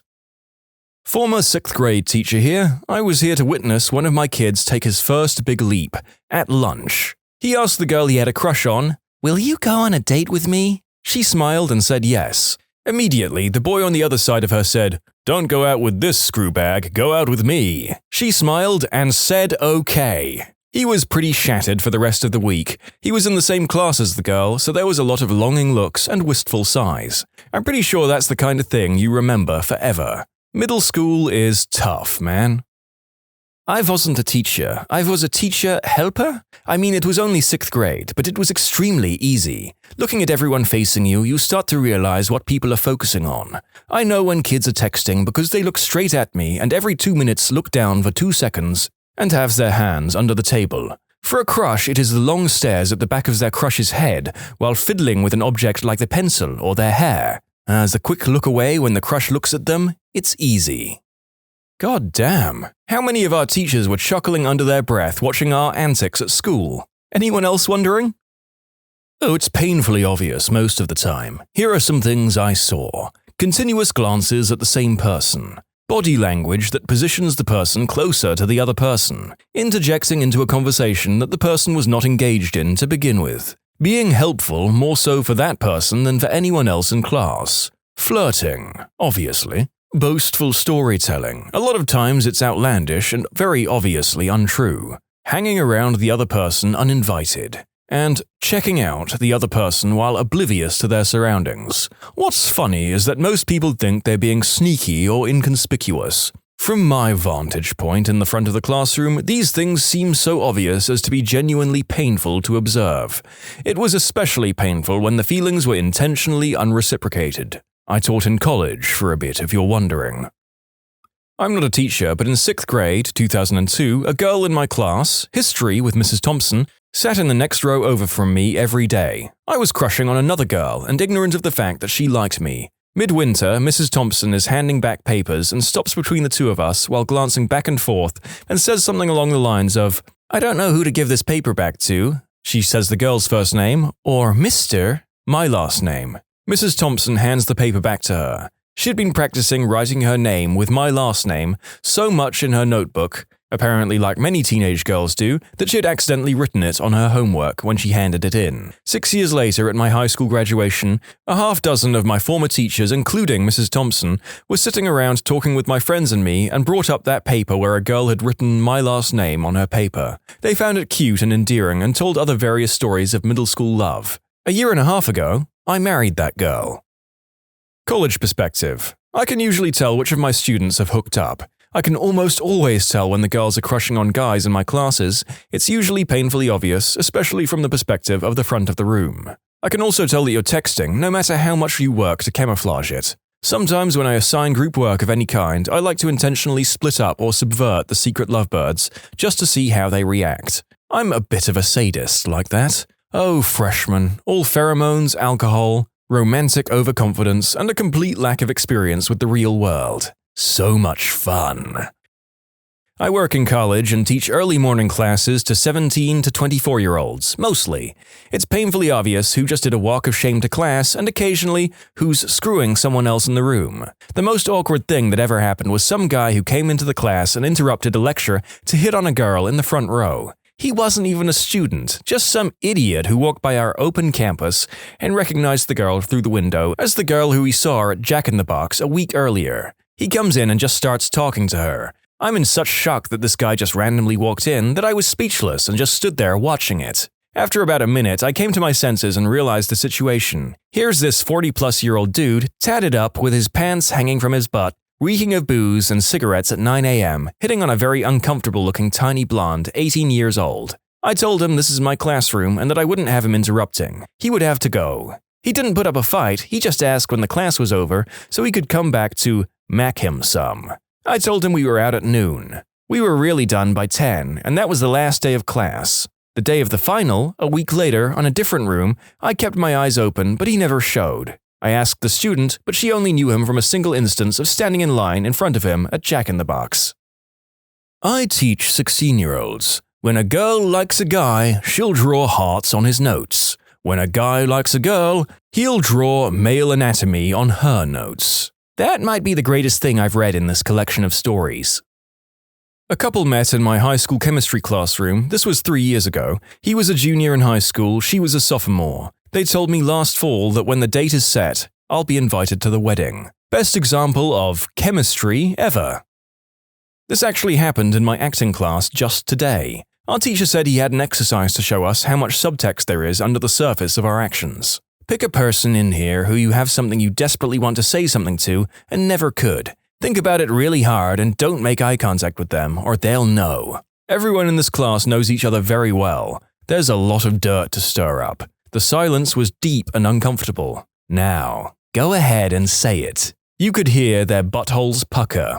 People looked numb with fear and hesitation. The teacher, having proved his point about rich subtext, opened his mouth to end the exercise before anyone could actually speak. Now, Just then, a kid jumped up from his chair arduously and let loose with, "Sadie, you're hot as hell and I want to frick your brains out." The room exploded. The result was pandemonium. One kid was laughing so hard he nearly tipped his desk right over onto the floor. The teacher was in shock. The kid was red in the face and laughing uneasily. The amazing thing was the girl. She didn't smile, didn't acknowledge it, nothing. She just sat there, stock still, like Marie Antoinette at the guillotine, totally above the situation. I think she must have been mortified and didn't know what to do. The teacher's response, "I have been doing that exercise for decades, and no one has ever actually said anything." The next day, and I crap you not, I saw this kid and Sadie walk in, a little apart, both grinning. He was listening to a song on her iPod.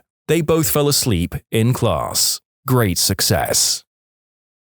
Doctors of Reddit, what is your most "oh my god, what is that" moment while treating a patient? Content warning, literally all of these are disgusting. Like, seriously, if you don't have a strong stomach or are easily squeamish, do not listen to or watch this video. With that being said, let's move on to the video. Well, I'm not a doctor yet, but here's a story from one of my professors. This was in rural Alabama. This middle-aged married couple had presented to the ER after they had been drinking for almost the entirety of the evening and got into a heated argument. Things got heated, and the woman eventually fell off the porch of their trailer into the shrubs a few feet below. The husband, in his drunken state, suddenly dropped the argument and came to his wife's aid. She didn't suffer anything too serious, just a couple scratches here and there, except for what the man said looked like a piece of glass or pipe or something that became lodged in the woman's arm when she hit the ground. He decided to not come to the hospital because he could remove this object himself. He got his largest pair of pliers and gripped onto this glass/pipe-looking thing lodged in his helpless wife's arm. He clamped down and pulled, cranked and cranked, trying to remove this object, and it wouldn't budge. With his masculinity defeated and the alcohol wearing off on both of them, they decided it's sensible to finally come to the ER. Upon arriving to the ER, the doctor immediately realized this poor woman had a compound fracture of her humerus, and this, quote, pipe or piece of glass thing was her bones sticking through her skin that her husband was trying to pry out with a pair of pliers. True story. Yeah, for anyone who's played Far Cry 2, those healing animations are what not to do in a situation where you break your bones. Content warning, this one's really gross. OBGYN rotations. I was delivering my first baby. It was an older lady from the rural side of town. When I asked her to push as the baby had fully crowned, a wad of worms exited her anus. I'm talking at least 60 live worms. I gagged so hard, but managed to keep a straight face throughout and delivered the baby. I realized then and there that OBGYN was not for me. Oh my god! That's enough internet for today! I am a surgery resident. I once helped operate on a man whose face was chewed off by a bear. I had to find little scraps of skin at the edges of the hole in the middle of his face and tried to decide where they went to try and make the damage smaller. I also saw a patient come to the emergency department with a Barbie in their rectum. He apparently puts the arms up and legs down like a diving position, rubber bands the arms together, then places it in his rectum for a time. When he wants it out, he takes laxatives, only this time, it got stuck. The kicker? When we removed it, he asked for it back. Number 1. Maggots on a gangrenous foot. Both times, I almost lost my lunch. The worst part was that the second time I knew exactly what the faint crunching meant. Oh my god. But I still had to remove the socks/shoes. Number 2. Telling a highly addicted PT that I wouldn't be giving him the narcotic RX he wanted after he had run out of his prescribed meds early because he took too many. This was actually the only time I've ever said frick to a patient.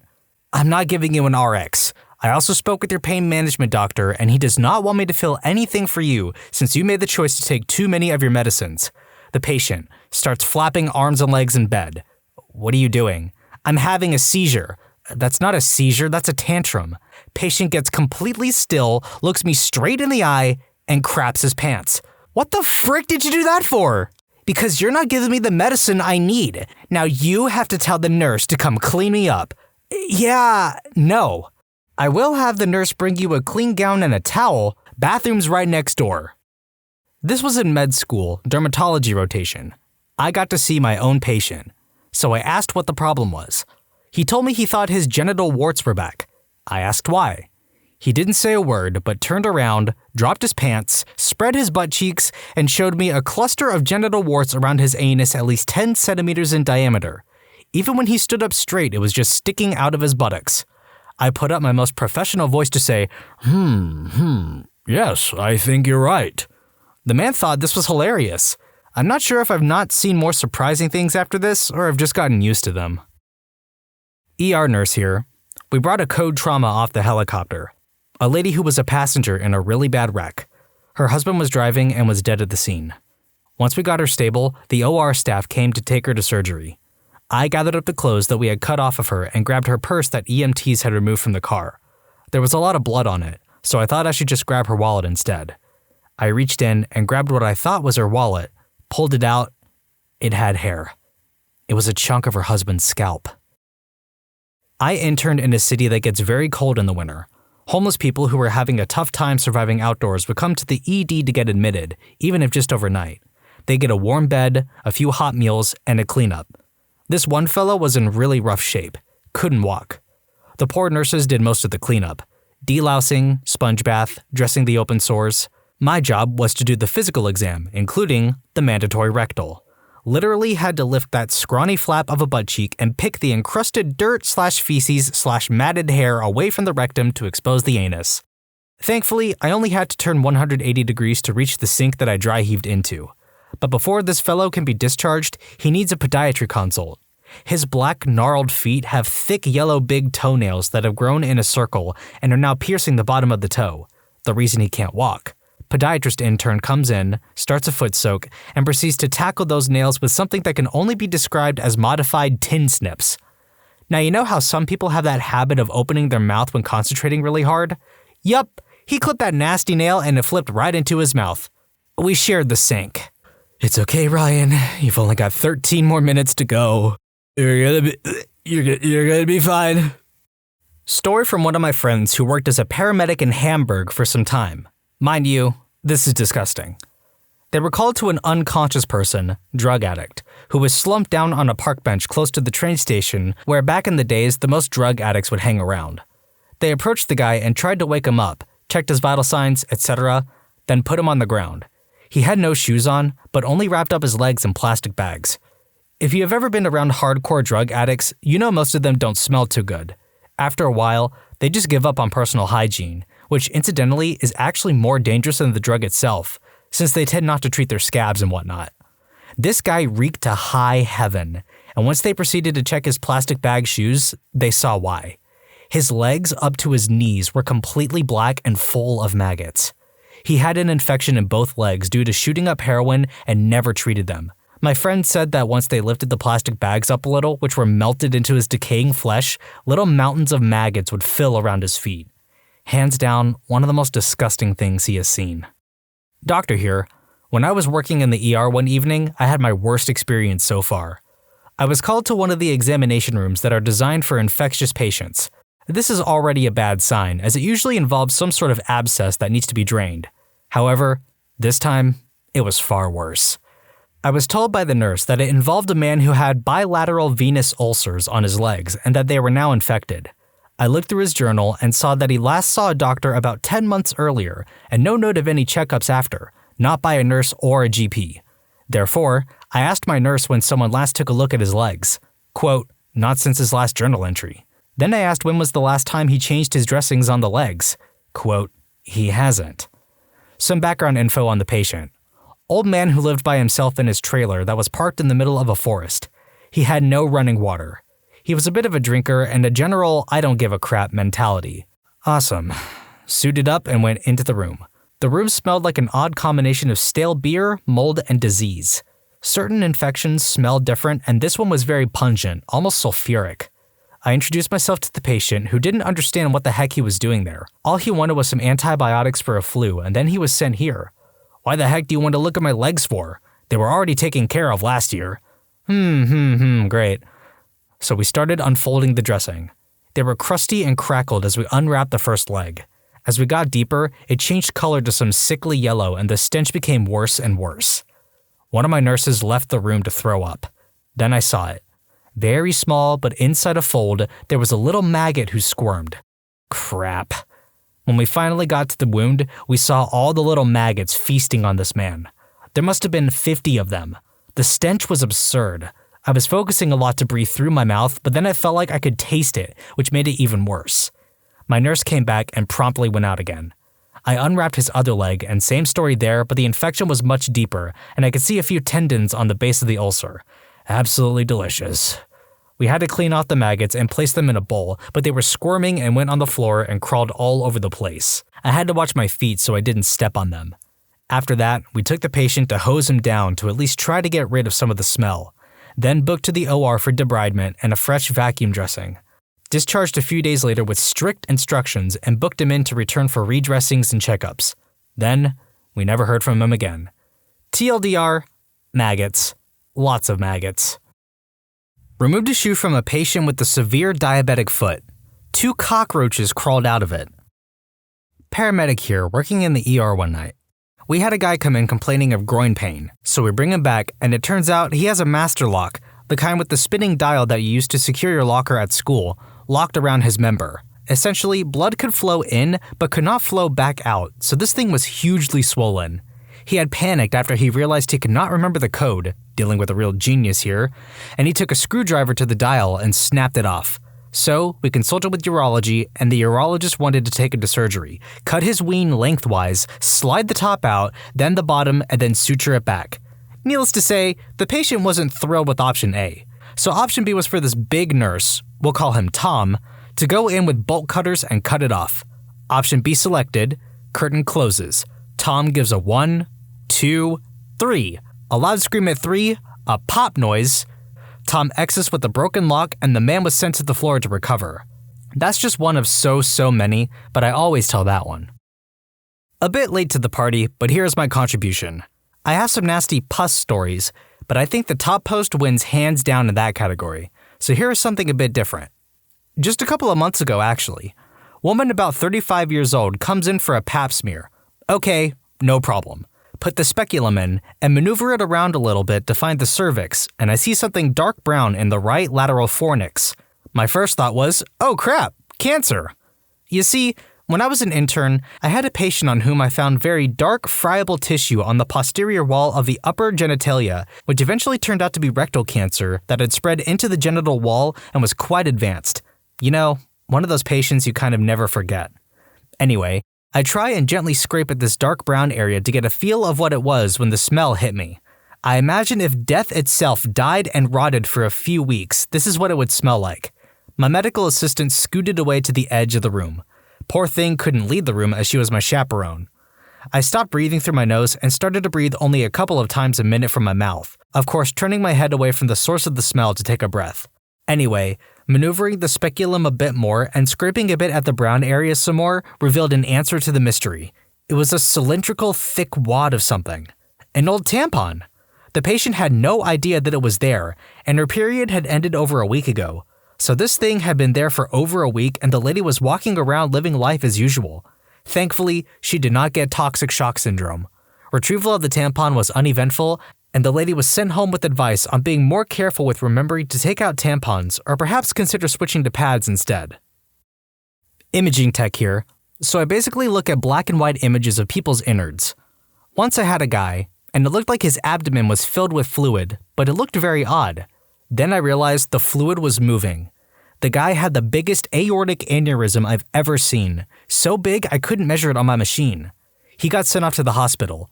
I was in outpatient services that day, and I don't know what happened to him. I also had a woman with so many holes in her heart, in the muscle between the heart chambers, that it was like Swiss cheese. Another time, I was in a prison scanning a con. He'd been shot and all of his abdominal muscles were removed. He wore a Velcro girdle to keep his stomach in place. I put my scanner down on his abdomen, and I had to figure out what organs he was missing, because he had some removed from after being shot, but he had no clue. I think he was missing a kidney, the gallbladder, part of the liver, and like half his pancreas. Token, not a doctor, but I am a nurse and I have a story. I was working in the emergency department one afternoon, and we had an elderly lady just calling out, help me, repeatedly all afternoon. She was brought in by her nursing home for, quote, agitation, which is normally code for they can't handle them anymore. so the patient was placed with the carer assistant to try and calm her down and make sure she didn't wander around the ward. The carer was helping to feed the patient, and I walked past when suddenly the lady just breathed her liquid diet in and collapsed backwards. I, of course, instantly pushed the med emergency button, and everyone comes running from all over. We assess her airway, and it's deemed clear but not self-supporting. No food in there, which was strange. She wasn't breathing, and no heartbeat was present, so one of the male nurses starts compressing on her chest while another nurse tries to insert an airway. As he compressed on her chest, a literal fountain of murky green goo spurted from her mouth all over the walls, ceiling, medical staff, literally everywhere. And of course, we were all like, what the heck is this crap? And the poor male nurse had to keep compressing the chest while the other nurse kept trying to suction the patient's airway to clear it enough to insert an airway. After 5 or 6 minutes, the nurse finally gets the airway in after suctioning over 6 liters of this goo. And after some defib, the doctor declared the patient dead. The bay and the surroundings say 5 or 6 meters was just drenched in this slimy, murky, brown-green mess. It was absolutely, breathtakingly disgusting. Eventually, we found out the poor old lady had a massive bowel obstruction, had a cardiac arrest while eating, and the goo was days and days of liquid fecal matter. Safe to say, I scrubbed myself raw in the shower that night. Content warning. This one's pretty sad, violent, and messed up. On my first weeks in trauma ER, 4th year of med school, we had an 11-year-old girl come in who was literally dumped out of a car in front of a hospital with one side of her body completely mutilated. What remained of her limbs just hanging like huge chunks of meat, and the rest of her body was burned all over. And there was so much blood. Maybe it's because I panicked a little, but I don't think I've ever seen so much blood in my life. We later found out someone in her family, father or cousin, not sure, was a known criminal who had just got out of jail time for blowing up ATMs with homemade explosives. They claimed she found a stash they had hidden, but we really believe she was helping them pack it. Either way, it was the ugliest/saddest thing I've ever seen. Thankfully, this next story is a lot cheerier. I was working as a scribe when we went to see an 8-year-old girl that had a fever. Nothing too remarkable until we started the physical exam. We examined her head, normal. We examined her upper extremities, normal. Then we pulled up the blanket to examine the lower extremities. Her feet were the size of an infant's. You should have seen the look on the doctor's face as he was trying to figure out how the girl's feet got so small. The mother looked up at the doctor, saw the look of confusion on his face, and said, "Those aren't her feet." She pulled up the blanket a little further, revealing a pair of perfectly healthy feet, nestled next to the feet of a doll that she had put under the blanket. We saw the doll's feet and thought they were the girl's. For those wondering, she had the flu. She turned out fine. Paramedic here. Back when I was a rookie, we ran a call to assist the police with an injured person. Get on scene to 5 to 6 cops and a large naked man in cuffs sitting on the curb. In the middle of February, in the mid-Atlantic region. Checked the guy out while talking to the cops. Apparently, he had decided to smoke some PCP and the cops ended up having to tase him. The part of the story you've been waiting for, one taser barb in the umbilicus and the other in the head of his member. TLDR, PCP leads to a new member piercing courtesy of the police. Last one, I promise. Surgical registrar here. I was working in a smallish hospital in a rural town in Australia. We were asked by the medical team to see a patient that had been admitted under their care by the emergency department overnight. Happens quite often in that hospital, with the CT demonstrating a very distended bladder.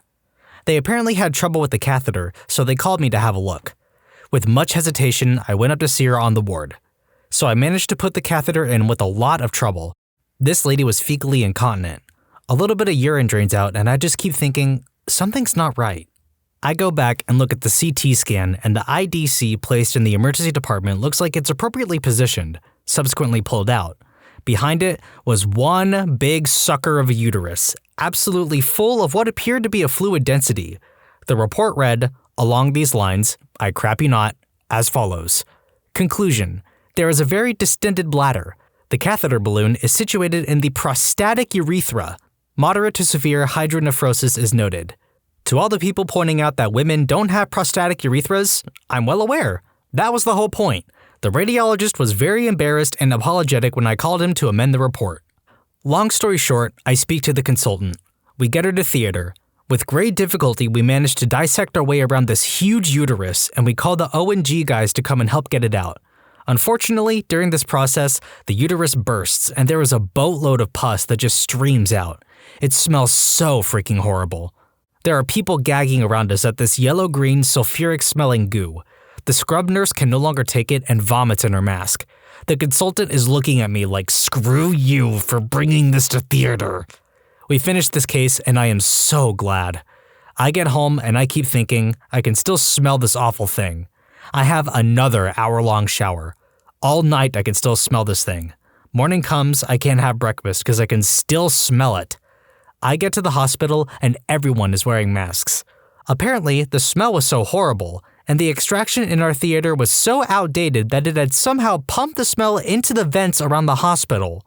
All night, small amounts were leaking out into the atmosphere, causing this horrendous smell. Silver lining? Lady lived for another 3 years. TLDR, I operated on a lady with a huge uterus full of pus. Consultant hated me for the rest of the year. Medical professionals, what's something ridiculous you've had to explain to your patients? Story from 2015, to an 84-year-old man with a candlestick in his rectum, that you don't need to massage your prostate with a candle once a month. A doctor had apparently told him 15 years ago to do this, and he had not questioned it since. I was gonna say, well, it was a different time, but then I realized 15 years ago was the year 2000. September changed a lot of things, man. Firefighter/EMT here. Just because you're taking medication for something doesn't mean it's going to go away. Here's a real conversation that happens about once or twice per shift at minimum. Me. Do you have any medical history, diseases, sicknesses, and/or conditions I should be aware of? Patient. No. Are you currently taking or supposed to be taking any medications? Yeah, I'm on insert 12 different medications here. Ah, I see one of your medications is metformin. Are you a diabetic? Not anymore, I just told you I take meds for it. Me. Sigh. I had to explain to my 75-year-old grandmother that there isn't one straight tube connecting your ears. She put eardrops in, put cotton in her other ear before she laid down so it wouldn't leak out the other side. Those instructions must have gone in one ear and out the other. Having to explain that I can't figure out what's wrong with them over the phone. My mom called me and asked me what the rash on her elbow was. After 5 minutes of trying to explain that I needed to see the rash, I finally asked her what she thought of the shirt I was wearing. Took her a couple of seconds to figure it out. I mean, that's just a special level of ignorance right there. In the words of Ron Burgundy, I'm not even angry, I'm impressed. You're more likely to die from a dental abscess than dental x-rays. Dr. Oz is full of crap. I also hate it when people say, well, if they're so safe, then why do you step out of the room? And they act like it's fricking stumped me. The reason I step out of the room when taking x-rays is because I do that almost every day. You get it once every 3 years. I don't know if this is a good analogy, but you equate it to a bartender asked to share his drink with a customer. You can have a drink every once in a while, but if the bartender has to drink with every customer, he'd be very sick. Overweight lady with some liver damage. Had many conversations about diet and reducing alcohol intake. Patient had cut out whiskey and vodka, but did not know that Guinness had alcohol. Yes, this was in rural Ireland. About no alcohol. Alright, I'll just stick to Guinness then. No, that has alcohol in it. Really? But what about stout? Porter? IPA? Lager? Ale? Cider? My personal favourites are when the families of a loved one bring in food that's completely counter to their current medical condition. Off the top of my head, I've had a family bring in a get-well cake to their dad, who was on his 5th or 6th admission to DKA, diabetic ketoacidosis. He was still on an insulin infusion, and the family didn't see the problem with giving him a cake because he woke up and was hungry. I've had families order in pizza to have a pizza party when their parent is admitted on the cardiology ward and on a salt and fluid restricted diet due to extensive heart failure. Good times. When I had my appendix removed, every fricking body brought me food. I had to go a week without anything, and they kept bringing me food. Returning visitors, food again. Only one person brought me a book to actually pass the time. I was crying and giving the food away, and crying and giving it away. It was awful. It is hard-coded into our DNA, I suppose. Just like every grandma resolves every situation with food, thus we are bound to go down the same road. Am diabetic. I have a family that does these things. I tell them, no, I can't eat that. They insist that I can have a little bit, right? Hand me a huge slice of cake. No, I can't even eat a little bit. They try to make me feel guilty for not eating the cake they brought me. I have specific instructions now when I'm at the hospital. I'm currently under medical quarantine. I cannot be disturbed. It's weird to pretend to have MRSA. Medical professional here. Have many stories that fit the bill. One that sticks in my mind is a patient, 15-year-old kid that suffered a traumatic head injury, was in the ICU barely able to speak, obvious cognitive impairments due to the injury, and the family was strictly instructed to refrain from feeding him anything. Nothing by mouth, no water, nothing. The next morning I get an emergency page from the ICU because the patient is going into respiratory failure. I rush over to see the pulmonologist and nursing staff performing CPR on the kid. The parents are outside the room freaking out. Sadly, the kid didn't make it. Upon the autopsy, they pulled out a pepperoni slice, crust, and green jello from the kid's lungs. It was devastating as hell to tell the kid's parents that they killed him by sneaking him in food. The kid's throat muscles were so weakened by the brain injury that most of the food was ending up in his lungs. The parents thought that the medical team wasn't feeding him for yucks. The only way they could convey their love for him at this time was to give him foods he loved. Tragic lesson learned, I hope. That was pretty upsetting. I can't even imagine living with the knowledge of what happened. Let the rest of us know not to do this, folks. Paramedic friend of mine has had to explain to multiple people that diabetes is not something that everyone ends up getting in life. When a woman lets her diabetic son eat ridiculous amounts of sugar, then gets him to run around in the yard to burn it all off because I don't like pumping him full of all that insulin. That's not how this works, lady. Shadowed a dentist in a rural area where most patients were in poverty. One guy was so confused on why his teeth were rotting. He revealed that his diet consisted of sugar, and alcohol. The dentist had to explain sugar can lead to enamel loss. The guy said, "Nope, that's a lie. My wife is a dentist and had a similar patient tell her that it wasn't the sugar but the fluoride in the water that causes decay." I was in hospital with my girlfriend while the nurse undressed her. The nurse asked if it was all right for me to be in there. She knew we were together, and we said yes with a confused look. She then told us the story of a couple in their 80s who were in, and when she took down the wife's top to check her heartbeat, the husband covered his eyes and ran out of the room while the wife burst into tears. 40+ years of marriage, and they'd never seen each other in the nude. That's sad. Really, really frickin' sad. Taking a medication twice a day does not mean taking the doses together. 1 dose now, 1 dose later. Not both doses now. On a side note, don't give your son your sleeping medication. Ever. I remember in a country doctor's notebook, this young doctor who had just started in rural Russia, initially with no clue what the frick he was doing, and making it up as he went along for some stuff, had a patient with an infection of some sort. The guy was very smart and he enjoyed having an intellectual conversation with him, gave him the pills and sent him on his way. Then, a few days later, he saw the same guy in for a med OD. He said, "It was going to take weeks taking those pills, so I decided to just take them all at once and be done with it." A side note, this was adapted into a short series starring Jon Hamm and Daniel Radcliffe and is available on Netflix, called A Young Doctor's Notebook. It's really great. Radcliffe does a great job as the doctor.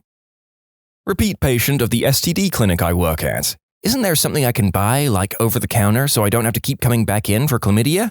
Me. "Contraceptive?" Dirty patient. "Nah, miss, I meant like a tea or something." When the doctors or nurses tell you it's a very bad idea to leave AMA or against medical advice, you should take their advice. Several years ago when I was a phlebot, a person who drew blood, I went to the nursing station so I could grab someone to follow me into the room.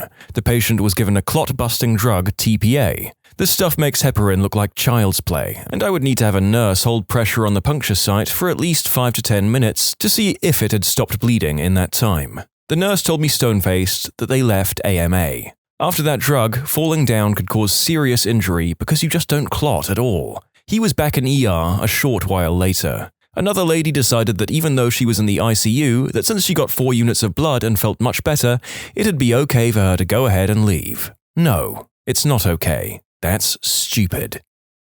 In nursing school, my labor and delivery teacher was covering contraceptives and demonstrated how to show patients how male contraceptives are used by putting them on our thumb. At the end of it, she emphasized, "Make sure you tell them that it doesn't actually go on their thumb, and that the way you put it on a thumb is how it should be placed on someone's manhood."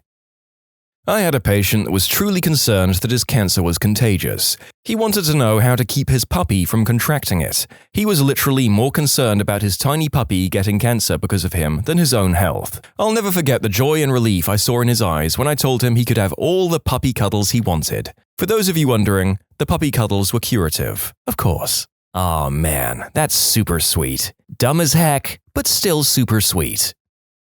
For the purposes of surgery, vodka is not a clear liquid. I have been lied to by every one of my Russian homeopathic instructors, and I am going to demand a refund.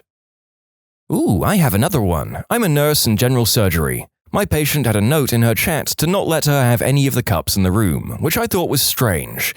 We've had other orders before for other patients saying they weren't allowed to have any metal utensils. The patient loved to swallow spoons and forks, but that's another story. But this was something new.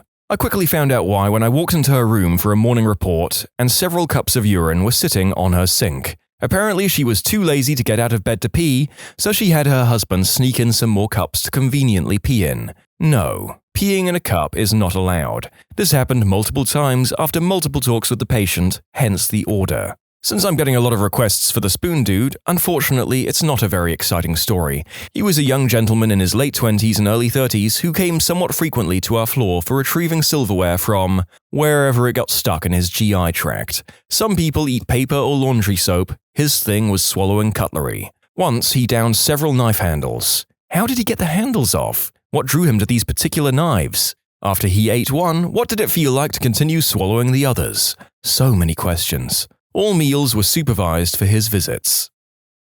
The catheter in your wang makes it feel like you have to pee, but you don't, it does it for you. No, don't just pull it out, you'll shred your bladder and seriously regret it. You're screaming right now because you're trying to pull out your catheter, please stop.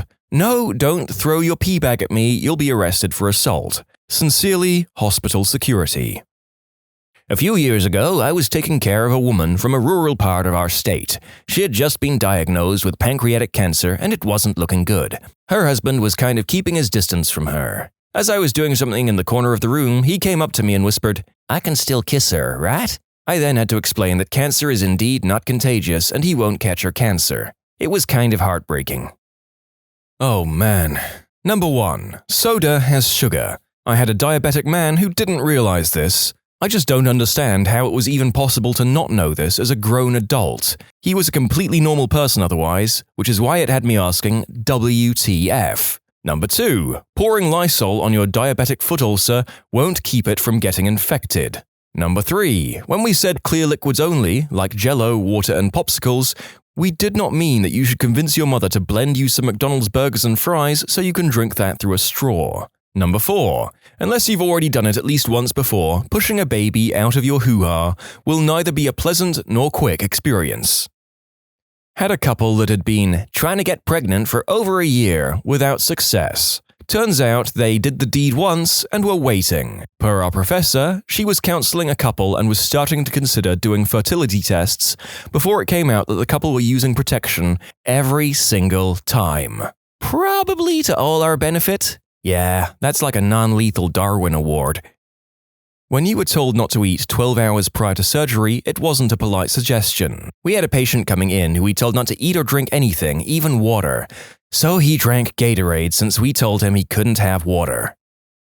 I worked in an ER and saw this more than once. Last case, parents brought their child in for surgery, let her eat a full breakfast because she was hungry. She vomited aspirated bacon and eggs and ended up in the ICU on a ventilator so they could irrigate all the food out of her lungs. How did the parents react? Were they shocked, or was it more like, yeah, we done messed up? They were devastated. They realized they'd made a horrible mistake. It's easy to blame them, but honestly, the average person doesn't fully grasp how dangerous surgery actually is. With the county corollary of, no, you can't smoke crystal just before surgery. I bet being an anesthesiologist is a great time. Sir, do you want to wake up halfway through your surgery? Please frickin' listen to me. I shouldn't be surprised, but the amount of people who just don't pay any attention to the medical professionals caring for them is mind-boggling. From the junkies to the idiots who believe they're homeopaths and think they know more after one bullcrap article. An executive came in once complaining of bumps on her tongue. She was worried they might be cancer. I got to write my favorite encounter note thus far in my career. Complaint. Bumps on tongue. Asymptomatic. Exam. Taste buds. Assessment. Taste buds. Plan? Reassure. I'm a medical student, and earlier this year I was taking a history from a patient during a bedside tutorial where a senior doctor takes a group of us to see a patient together. I was speaking to this man about his symptoms and used the correct word for male organ. Begins with a P, to which he gave me a confused look. I said it again and he still didn't know what I was talking about. I ended up having to ask him if he had any pain in his Johnson while peeing in front of my classmates and my tutor. Keep in mind that this guy was in his 40s. I don't work in a medical profession, but I do work in another place where terrible diseases run rampant and staff spend every waking moment fighting them off. A school. There was nothing more bizarre than explaining germ theory to a teacher. She honestly didn't believe that such a thing could exist. She sincerely believed that sicknesses were caused by negative energy and bad auras, and insisted that it was fundamentally impossible for something as small as a germ to harm something as large as a human body, if something that small could even be alive in the first place. She spouted off something about how a creature that small would be incapable of living for more than a few seconds because energy can only get so small, and a germ, she did finger quotes, could only hold energy to live for 1 or 2 seconds at most. These are the people educating your kids. For everyone asking what she taught, grades 1 to 3. Not exactly the kind of place I'd worry about her voodoo even needing to be brought up, but it shook my faith in her ability to be objective about other things, so I'm still uncertain. I mean, imagine if she was convincing an entire class of 3rd graders that they do not need to wash their hands. Caring for a woman in her 80s, I had to explain to her that you don't pee out of your hoo-ha. There is, in fact, another hole.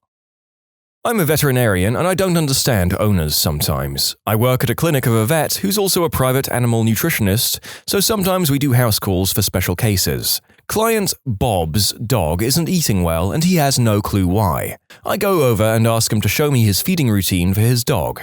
He fills a bowl with kibble and the dog seems super excited to eat. I crap you not, he then goes over to the fridge, takes out the ketchup, and drenches the kibble with ketchup. By this point, my jaw is hanging open in shock, and I can see that the dog has suddenly lost its enthusiasm for the meal. I ask Bob politely what he's doing, and he tells me that his entire family has ketchup on every meal. I then spend the next 15 minutes explaining to him that his dog may not like ketchup on its food. Now the dog eats great, and apparently I'm a miracle worker. I work at a vet clinic on weekends, and the amount of junk people feed their pets on a regular basis is astounding. I kid you not, we had a lady board her dog with us for the weekend. She bought toys, treats, bedding, even though we have our own and prefer to use that in case theirs is damaged or lost, but no food. Not a problem, we have food here and we even have tricks to make them eat, like putting some canned ID with their food. She gives our receptionist $40 and says, "Here's the money for his chicken McNuggets. He likes those. Feed him 10 pieces a day." The receptionist flat out told this woman no and even bought the vet out to explain why we would not do that at our facility. I totally thought that the story was going to be dog won't eat kibble, owner doesn't understand why, turns out dog has been eating 3-course meals with owner, but he hasn't eaten his food for days. That's actually not too far off from what I see sometimes. Family will feed their dog copious amounts of table scraps and then wonder why he never touches the dog food. And why he has pancreatitis. And now, back to human beings, folks. Sticking the blade of a steak knife in your butt won't cure your constipation. I really wish this was a joke. That just because you take medication that controls your ailments, it doesn't mean you don't have them anymore. I ask plenty of older people if they have any medical history and frequently get "no" as an answer, only to look at their med list and find out that they're on a dozen medications. Why do you take this blood pressure medication? Oh, because I used to have high blood pressure. Nope, not how it works. That yes, guys can be nurses too. I'm a guy and a nurse. No, I'm not a doctor. Yes, maybe I should have been a doctor instead. Or maybe a woman should be a doctor instead if she likes it more. Paramedic here. I had to tell a 19-year-old that she needed to change her tampon more than once a month. She was in septic shock, by the way. I'm a guy. Even I know you've got to change that crap out. My sister is an ER doctor in Chicago. She once had to explain to a Mormon couple on their wedding night how to do the deed. The 19-year-old man had taken his 18-year-old bride into the ER, convinced his wife didn't have a hoo-ha. She also had to tell a mother of 4 that giving your children a heavy dose of vodka did not kill the bacteria in their bodies when they got colds. She also had to report that, obviously. She found a very frightened 23-year-old girl who came into the ER very afraid because she had found a growth in her crotch. It was her pleasure button. When my sister was asking her how she had never noticed it before, the girl responded, "My mom told me that if I touched my area, that the devil would get me." The girl had lived for 23 years without ever touching or seeing her own hoo-ha. I guess when she would wipe, she would just blot the outside quickly or something? A female patient came in and told the doctor that she'd been bleeding every month down there, thinking it had something to do with the birth of her daughter. Yeah, I can't emphasize enough the importance of teaching this stuff in schools. 2 things. 1 is to take all the medication even if you feel better at day 3. And 2, you do not give your kid the leftover medication from part 1 when he has the same symptoms a week later. Wanting someone to make you a cup of tea is not a good reason to call an ambulance. For everyone asking, yes, I made the tea. After a half-hour blue light run, might as well. Left to my own devices, I wouldn't have made that tea. I was a student at the time and was told to do so by my mentor. In the UK, social care is part of our remit, so it kind of makes sense.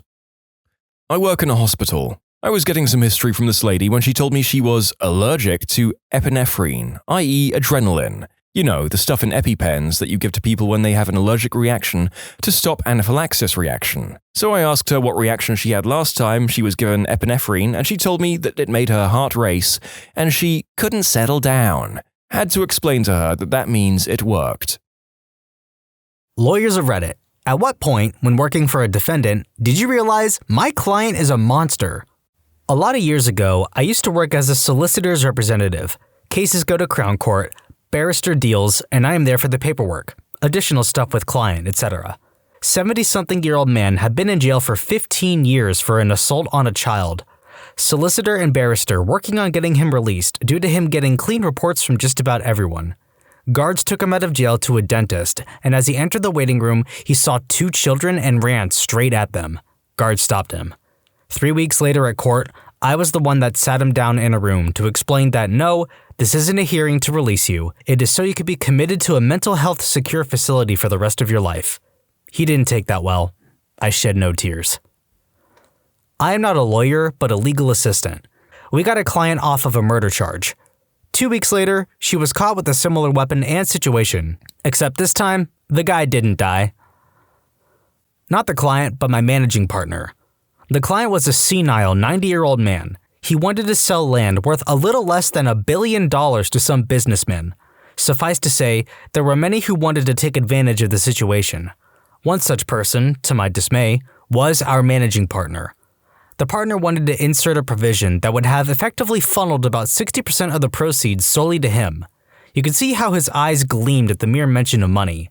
The provision, quote, got lost in the revisions. I was doing the revisions. I'm no longer part of that scummy firm. My general psychology professor worked for the state of Arkansas assessing criminals to see if they would qualify as criminally insane. He told us a story one time about a guy who would get glass shards and hide them underneath his skin, presumably to use at a more opportune time. He said his interview with the guy made the hairs on the back of his neck stand on end. I'm on the other side, but I've got a defendant who went to prison for starving 3 adopted children to the point that they needed weeks of hospitalization, then got out of prison and married a guy with children so that she could start starving them too. Listening to her interview where she attempts to justify what she did to both sets of kids disturbed me more than any of the murder cases I've worked on. We had a client try and enforce a post-employment restraint against a 19-year-old receptionist after she quit and started working for a competitor. The reason? He wanted to, quote, make her life hard because she wouldn't sleep with him, a creepy 57-year-old man. Him trying to sleep with her was the reason she quit. Unsurprisingly, he didn't take our advice to discontinue his claim, and so we ended up sending him elsewhere. Hey, so at this point in recording, I kind of realized that the thread continues into a whole bunch of really sad, depressing, graphic, and violent stories. So I'm just letting you know now, this is where things start getting really bad. Seriously, viewer discretion is advised. I listened to a 911 call where the victim's throat was slit while on the call by her client. I will never forget her gurgling and sounding like she was dying. Somehow, she ultimately lived through this, saying, "He killed me. He killed me." She tried to sell her baby. I found out during a hearing in front of the judge. Oh, I can share a good story. I had a teacher in high school who was a former lawyer. We always asked him why he gave up his practice to start teaching. He finally caved and explained that his last case was the defense of 3 people. Apparently, there had been a 4th. It was 2 couples who, in the act of a drunken, drugged-out orgy, decided to kill, partially eat, and dismember one of the women. I guess it seemed like a good idea at the time. As a lawyer, He said it was pretty open and shut, but he had to get his clients the best result possible, and he was exposed to all the horrid details, the pictures, and their reasoning. My teacher had such a far-off look when he explained it that we could see it really got to him. The first and last family law case was assigned to me as a first-year associate. My client broke his wife's jaw and said that if they were home in Russia, he would have killed her because he could pay his way out of prison there. My mom is a lawyer. This is the story about how she quit being a public defender. When you're a public defender, you don't get to choose your cases. She got assigned a young man who, with the help of his girlfriend, had gotten a kitten from a, quote, free to a good home ad in the newspaper. Then they brought it home and gave it to their dog as a chew toy. I think they also filmed it. So yeah, she said she needed a shower after every meeting with him, canceled her PD contract after the case concluded. I've done a lot of prison legal aid, and I could tell stories about kitty diddlers that would turn you green, but instead, I'll turn you green a different way. I had a kid, 17, who was mildly cognitively disabled due to brain trauma he sustained at the hands of his birth parents, who ended up with a really wonderful foster care family and thrived. He was a popular kid in school, good athlete, got a girlfriend, and invited her to meet up and be teenagers one night in a corn silo, which I guess is a thing that country kids do. I don't know. This all comes from the pre-sentence investigation report I read before taking his case. But this girl met him at the silo and they were hanging out inside. By his account, they were having a nice time and he was really enjoying himself. Then, for no particular reason, he picked up a 2x4 and bashed her skull in. He then used a combination of very crude farm implements, like shovels and hoes, to chop her body up and bury it in the corn and went home like nothing had happened. Hey, you asked. Had a divorce client, husband and father, who disowned his autistic son, tried to argue that he should get all of his wife's retirement having not worked for 12 years, contacted me during the height of Hurricane Sandy. He was in the Bronx and me in Manhattan, saying he wanted to hold his wife in contempt for not paying him that day while the storm slammed NYC. Told me I was making a huge mistake getting married. My wedding date was November 3rd, 4 days after Sandy, saying that I was going to be miserable and regret it. I could go on. But the worst was when, several months later, since his divorce was taking a long time, he sent death threat letters to myself and my wife saying that he had hired an executor to kill the two of us if his divorce wasn't finalized in 60 days. Called the police and they said he left his premises one day earlier. I heard nothing from him until February 2014 when he emailed me saying he needed a winter coat from his wife and could I help get it for him. Ironically, the divorce didn't have to be completed because he ended his own life before the judge signed the judgment of divorce. TLDR, miserable guy who wanted to spread his misery and crossed the line when he threatened to kill my wife. Edit.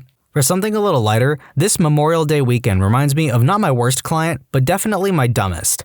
I was representing her on a child custody and child support matter.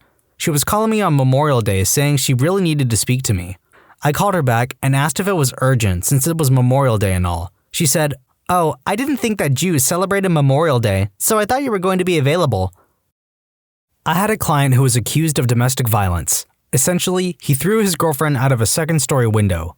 Now, he's got a terrible history, but so do a lot of my clients, and his attitude is a little entitled, also typical. But he also knows the deal and wants a plea deal, so I'm not really prepared when he absolutely refuses the no jail offer from the state. Keep in mind, there were like 5 witnesses. Why? Because they wanted him to pay for her medical bills. Okay, a jerk, but whatever, not the worst. What did it was his counteroffer. "I ain't paying that woman's bills. Tell them I'll pay for the window." Prosecutor was not happy. A bit shocked to learn that by throwing someone out of a second-story window in front of 5 witnesses, it was possible for him to get offered no jail time. The first week I started at my current criminal defense firm, I was tasked with cataloging discovery from our client's phone. The phone had multiple, talking around 4,000, videos, photos, and text exchanges with women under 16. Though not all of the girls' ages were confirmed, most, if not all, were under the legal age of consent and many were barely pubescent. Naked and being prostituted over 1 year. He would lure these girls in exchange for drugs. Nothing felt totally bizarre until I came across one video where he was clearly forcing himself upon a literal child who was so high on drugs, not willingly, but rather forced, and choking her in the process.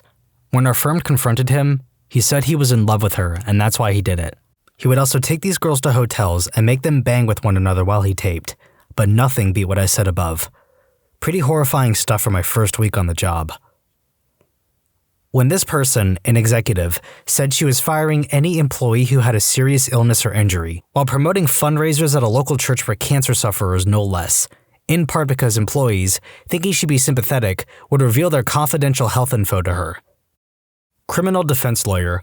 I can name a few instances where I was just absolutely disgusted with my client. Caveat, these are mostly years ago when I was taking just any old case. I most practice white collar and federal now. Number 1. I won a DUI case because the government messed up on something right before trial was to begin. My client gives me a hug and completely reeks of alcohol. He was driven to court. I took his keys and called his mother. Number 2. Client who was accused of touching a 12-year-old. He was mid-40s at the time, and I had to shut him down real quick when he tried to tell me how the 12-year-old was coming on to him. Number 3. I represented a woman for a grand theft charge. Left her in my office to get some things copied before she left.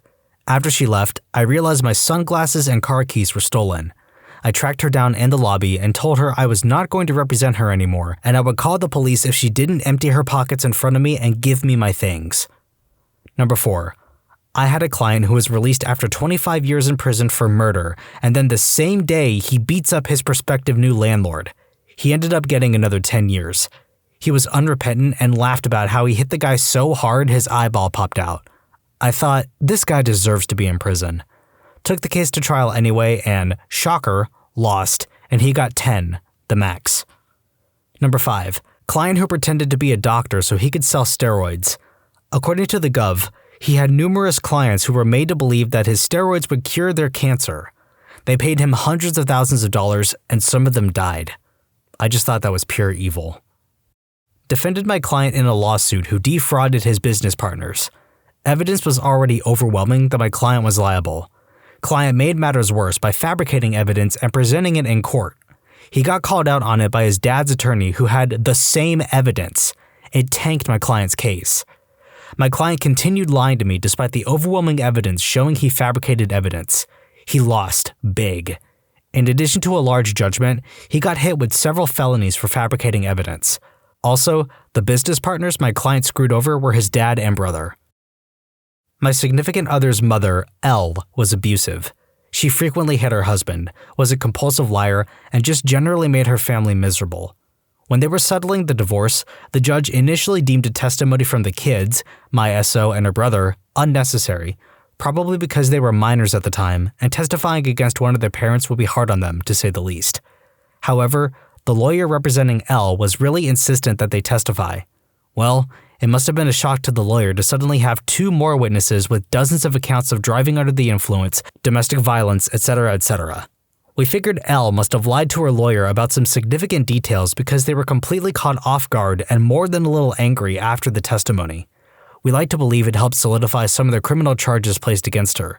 It was a nice bit of karma after years and years of gaslighting and false rumors that her own lies got her caught. Content warning, this one's pretty gory. Attorney's wife here. I used to help him file away evidence and reports. Came across a file with video. Curiosity got the better of me, especially when husband told me not to watch it. File gives this story. Woman was at a boyfriend's trailer out in the middle of nowhere, got mad at boyfriend, so smacked him in the head with a metal bat and went on her merry way home.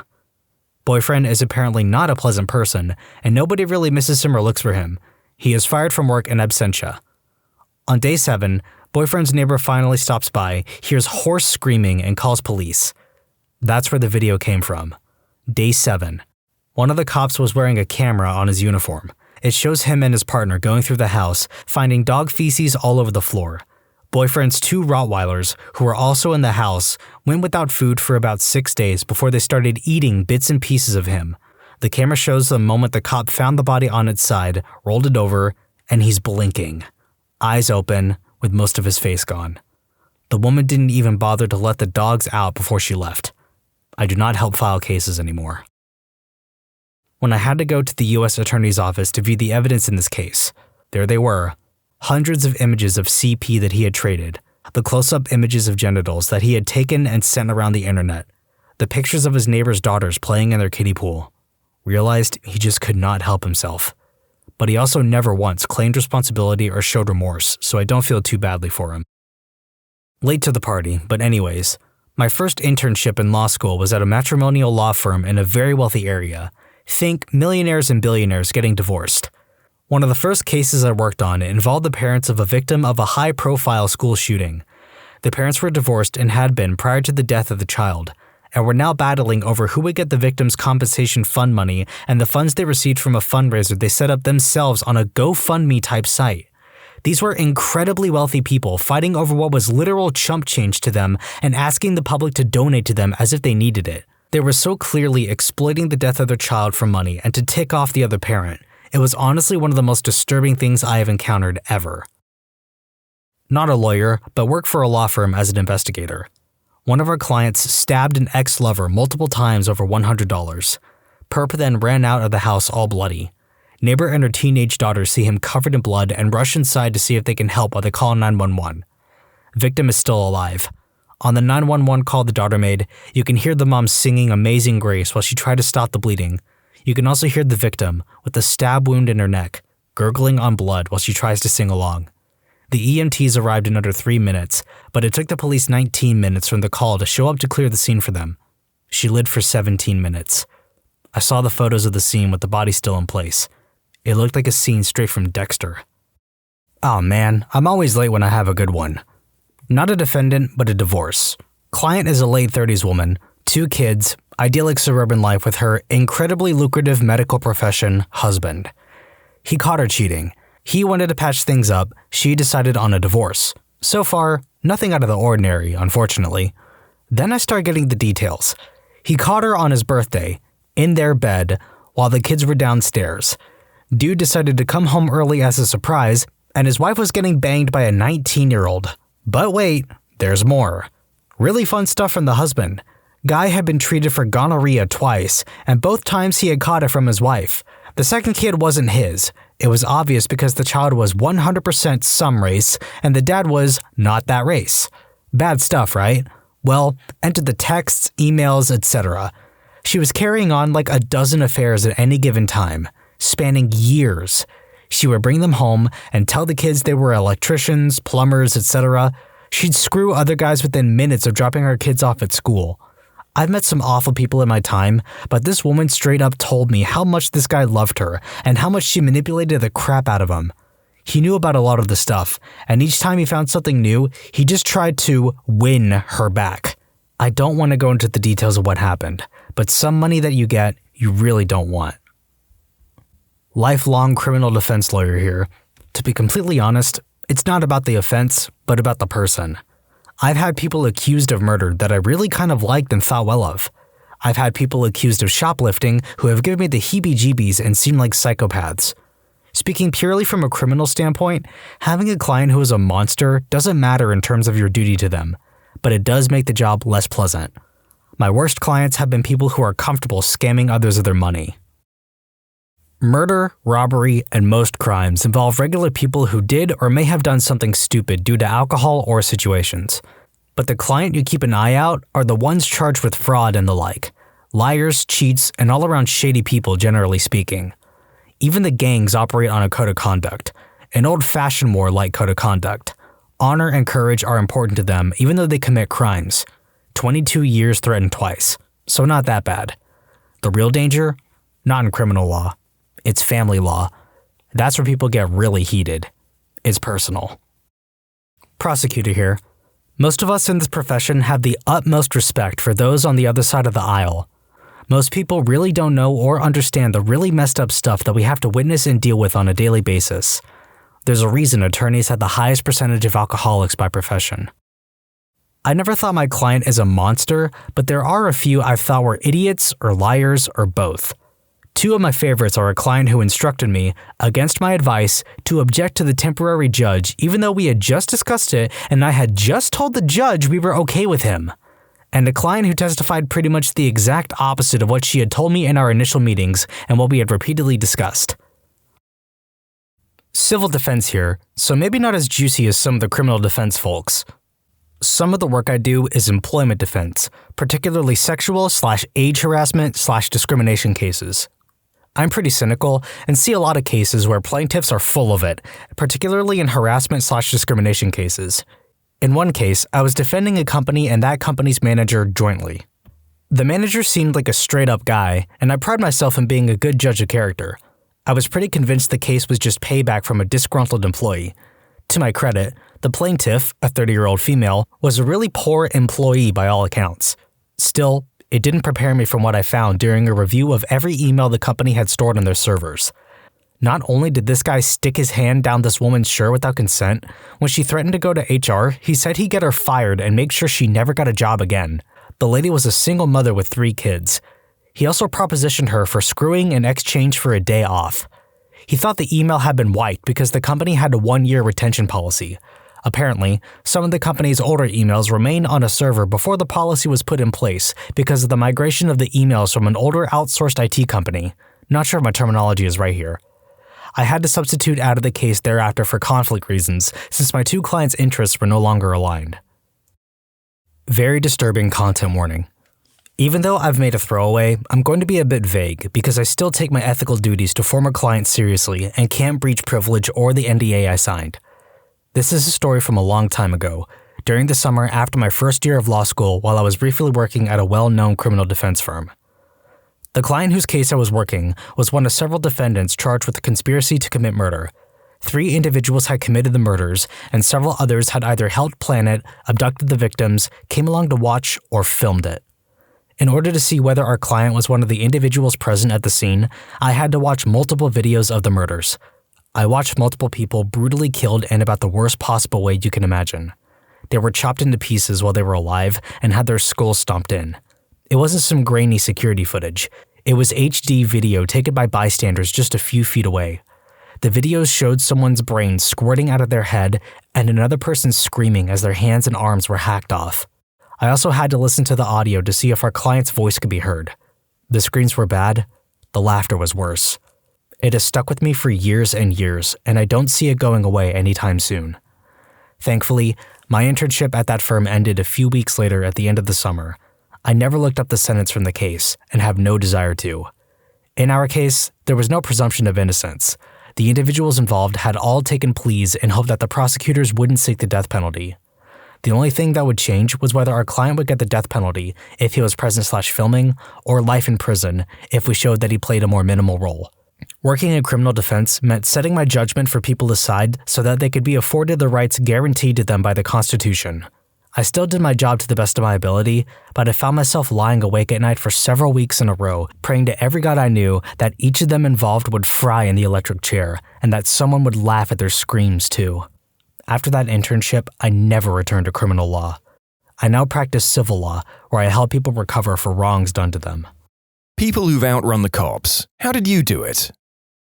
Don't know if this counts, but my friend and I were busted for being 19 and 20 and drinking at a party. Everyone ran, but I hid and they ended up never finding me. I spent an entire 7 hours pretzeling in a woven basket in a closet, wide awake and slowly sobering. The scariest part was when they started searching said closet right after the bust and the cop moved clothes from above my head to reveal my hair and still didn't see me. Good times. Got to love the differences between the US and the UK. Busted for drinking at 19 and 20 in a private residence. I was a baby-faced 15-year-old drinking a pint in a pub. Police officer came in, told me to finish my pint and go home. They let you finish for the greater good. The greater good. The greater good. There were a lot of people and I was faster than 50% of them. Just like my zombie apocalypse plan. The benefit of smoking green herb in a forest and getting caught is that you're in a forest. We just took off. Hard to catch up when there's all kinds of crap to avoid. Personally, I don't rate my survival odds as being very high running through a forest at night while high on green herb, but I'm glad it worked for you. Hanging out at a friend's house when my mum texts me to inform me that my girlfriend is on her way back from college to surprise me. My girlfriend hated the dude I was hanging out with, so I didn't tell her I was there and recently told her I was home. I jump in the car and started flying home on a road that I should definitely not be flying on. As God fated, I pass a cop and I see him hit his brakes in my rear view. I instinctively floor it over the hill, pull into a parking lot and cut my lights off. Nighttime. Few seconds pass and I see him fly by with his wee-woos on. With no time to spare, I pull back out soon after and I finish flying home. Run inside, jerk my clothes off, lay on the couch, turn on the TV, and she knocks on the door not 5 seconds later. Mission accomplished. Wow, your mum is pretty fantastic for giving you a heads up. Mine would have thrown me under the bus immediately. She's a better wingman than my little brother. When I was younger, I was dating a girl at work. I had faked sick and called in on a Friday to go to a party, and for reasons I no longer remember 16 years after the fact, I didn't tell the girl. So I'm at the party and get a call from my buddy who tells me the girl heard I was sick and was on the way to my house to take care of me and bring soup. I rushed home and my little brother was the only one there, so I tell him, "Look, this girl is going to be here any minute and she thinks I'm sick, so just roll with it, okay?" I heard the doorbell from my room and prepared to put on my sick act. After laying in bed for 20 minutes, I go upstairs to see what's going on. I ask my brother what happened and he said, "I just told her you were sick, so go away." On my way to a concert on a motorcycle, I was kinda racing on another bike up the highway. Went past a state boy at about 100 miles per hour and jumped off the next exit, the correct exit for the concert. Basically, I was able to get past the line of traffic into the event and scoot around a gate that was closed by riding on the footpath. Made my way to an area where there was literally 100+ bikers. Ditched my helmet, removed the jacket and sat on a picnic table while they went around and around looking for me. So not so much outran, but outplayed. Thankfully, they never got close enough to read my plate. I was leaving town heading out into the country on my Triumph, probably cruising at around 80. Pass a sheriff sitting on his little gravel drive. I figured, screw it, immediately downshifted and slammed the throttle open. By the time he hits his lights, I'm doing like 120 and climbing, and he must have figured out it wasn't worth the time because he just shut them back off. Didn't even shift out of park, I don't think. On foot versus a cop car. Ran halfway into a residential block through backyards, aware that they saw which direction I went. Once they were out of sight, I doubled back and ran half into the block in the opposite direction. Sat quietly in a bush. They circled a few times and left that block. I didn't do anything, just ran when a cop car drove by. I was a bored kid. My two buddies and I used to walk to a gas station at night when we were younger because they were 24/7 and sold huge burritos for $1. One of us was strangely afraid of the cops. One night we're walking and he sees a cop driving by and he immediately takes off in a sprint and hops a fence, leaving us awkwardly sitting out there with our burritos. The cop stops and was like, We get our friend to come back and apologize for being weird. Cop tells him he's a strange kid and circles the block a few more times to make sure we get home okay. I remember being like 17 and a group of us went rabbit hunting at night. We would basically ride around the cane fields and shoot rabbits. We would be drinking and stuff, and considering there wasn't crap else to do, it's what we did. So we finish up our hunt and we're exiting the cane fields onto the main highway. It would take us about 10 minutes to get back to my friend's house, and considering there was like 8 of us in a single cab Chevy, a few were riding on the bed of the truck. We jump onto the highway and make it about a mile when a cop turns his lights on. My buddy immediately pulls over and the rest of us are hiding our booze. As soon as the truck stops, one of my friends jumps out the back of the truck, drives into the bayou, crosses it, and takes off running. The thing is that the cop was a friend of ours. He had graduated the year before and recognized the truck, knew what we were doing and wanted to mess with us and see how many we killed. I didn't hear from my buddy that jumped out the back of the truck until next afternoon when I asked him why he did that. He said it was because he had half a joint in his pocket. This was before pagers or cell phones were a thing, thus the delay in communication. Running into a woods from a bonfire party. Knew previously from running into the woods where the barbed wire fence was and how to get through it. The cop in the dark did not. He was 15 feet behind me, then 100 feet behind me real fast. Wasn't worth giving me the MIP, so he turned back after that. Yee-haw. If he had seen my face, I wouldn't have run. With my car, among everyone else's sitting there, I would have felt way too paranoid driving later. Oh, that sounds rough to be that cop. Maybe he wasn't so much giving up the chase as going to attend to his wounds. We escaped by running. Me and my friends who were on the cross-country team, we casually ran 2 miles away. We were drinking in a park. Once we took off, the cops gave chase for about 100 yards and figured, screw it. It wasn't exactly a badass escape, but it was funny as heck. I'm imagining the cops chasing you during a cross-country meet and them getting really exhausted. In a town with a small police force. Hid, then placed an anonymous call tipping the police off that we were back at the scene of the crime, so the officers following us would return there. I've silently dipped out of a group as the cops were fast approaching, but never had to actually outrun them. There's some telltale signs at a party the cops are going to be called within a half hour in all likelihood. When the beer runs out, when the furniture gets lit on fire, potato cannon fired at vehicles, someone dives out of a window to not be seen until the next week, axe-throwing contests and sword fighting while they let the pigs out in a suburban neighborhood down the street from the high school. Senior year of high school, the night before Halloween. My friend dressed as a banana and I dressed as a gorilla. I was going to chase him around campus during school on Halloween, so we decided to go for a quick test run around the neighborhood late at night. We ran around and the banana costume we made was holding up real nicely. We saw a car turning around at a cul-de-sac, so we decided to run past it and see the driver's reaction. About 20 feet away from it, we realized it was a cop car. We were out past curfew, and the cops really do nab you for that here.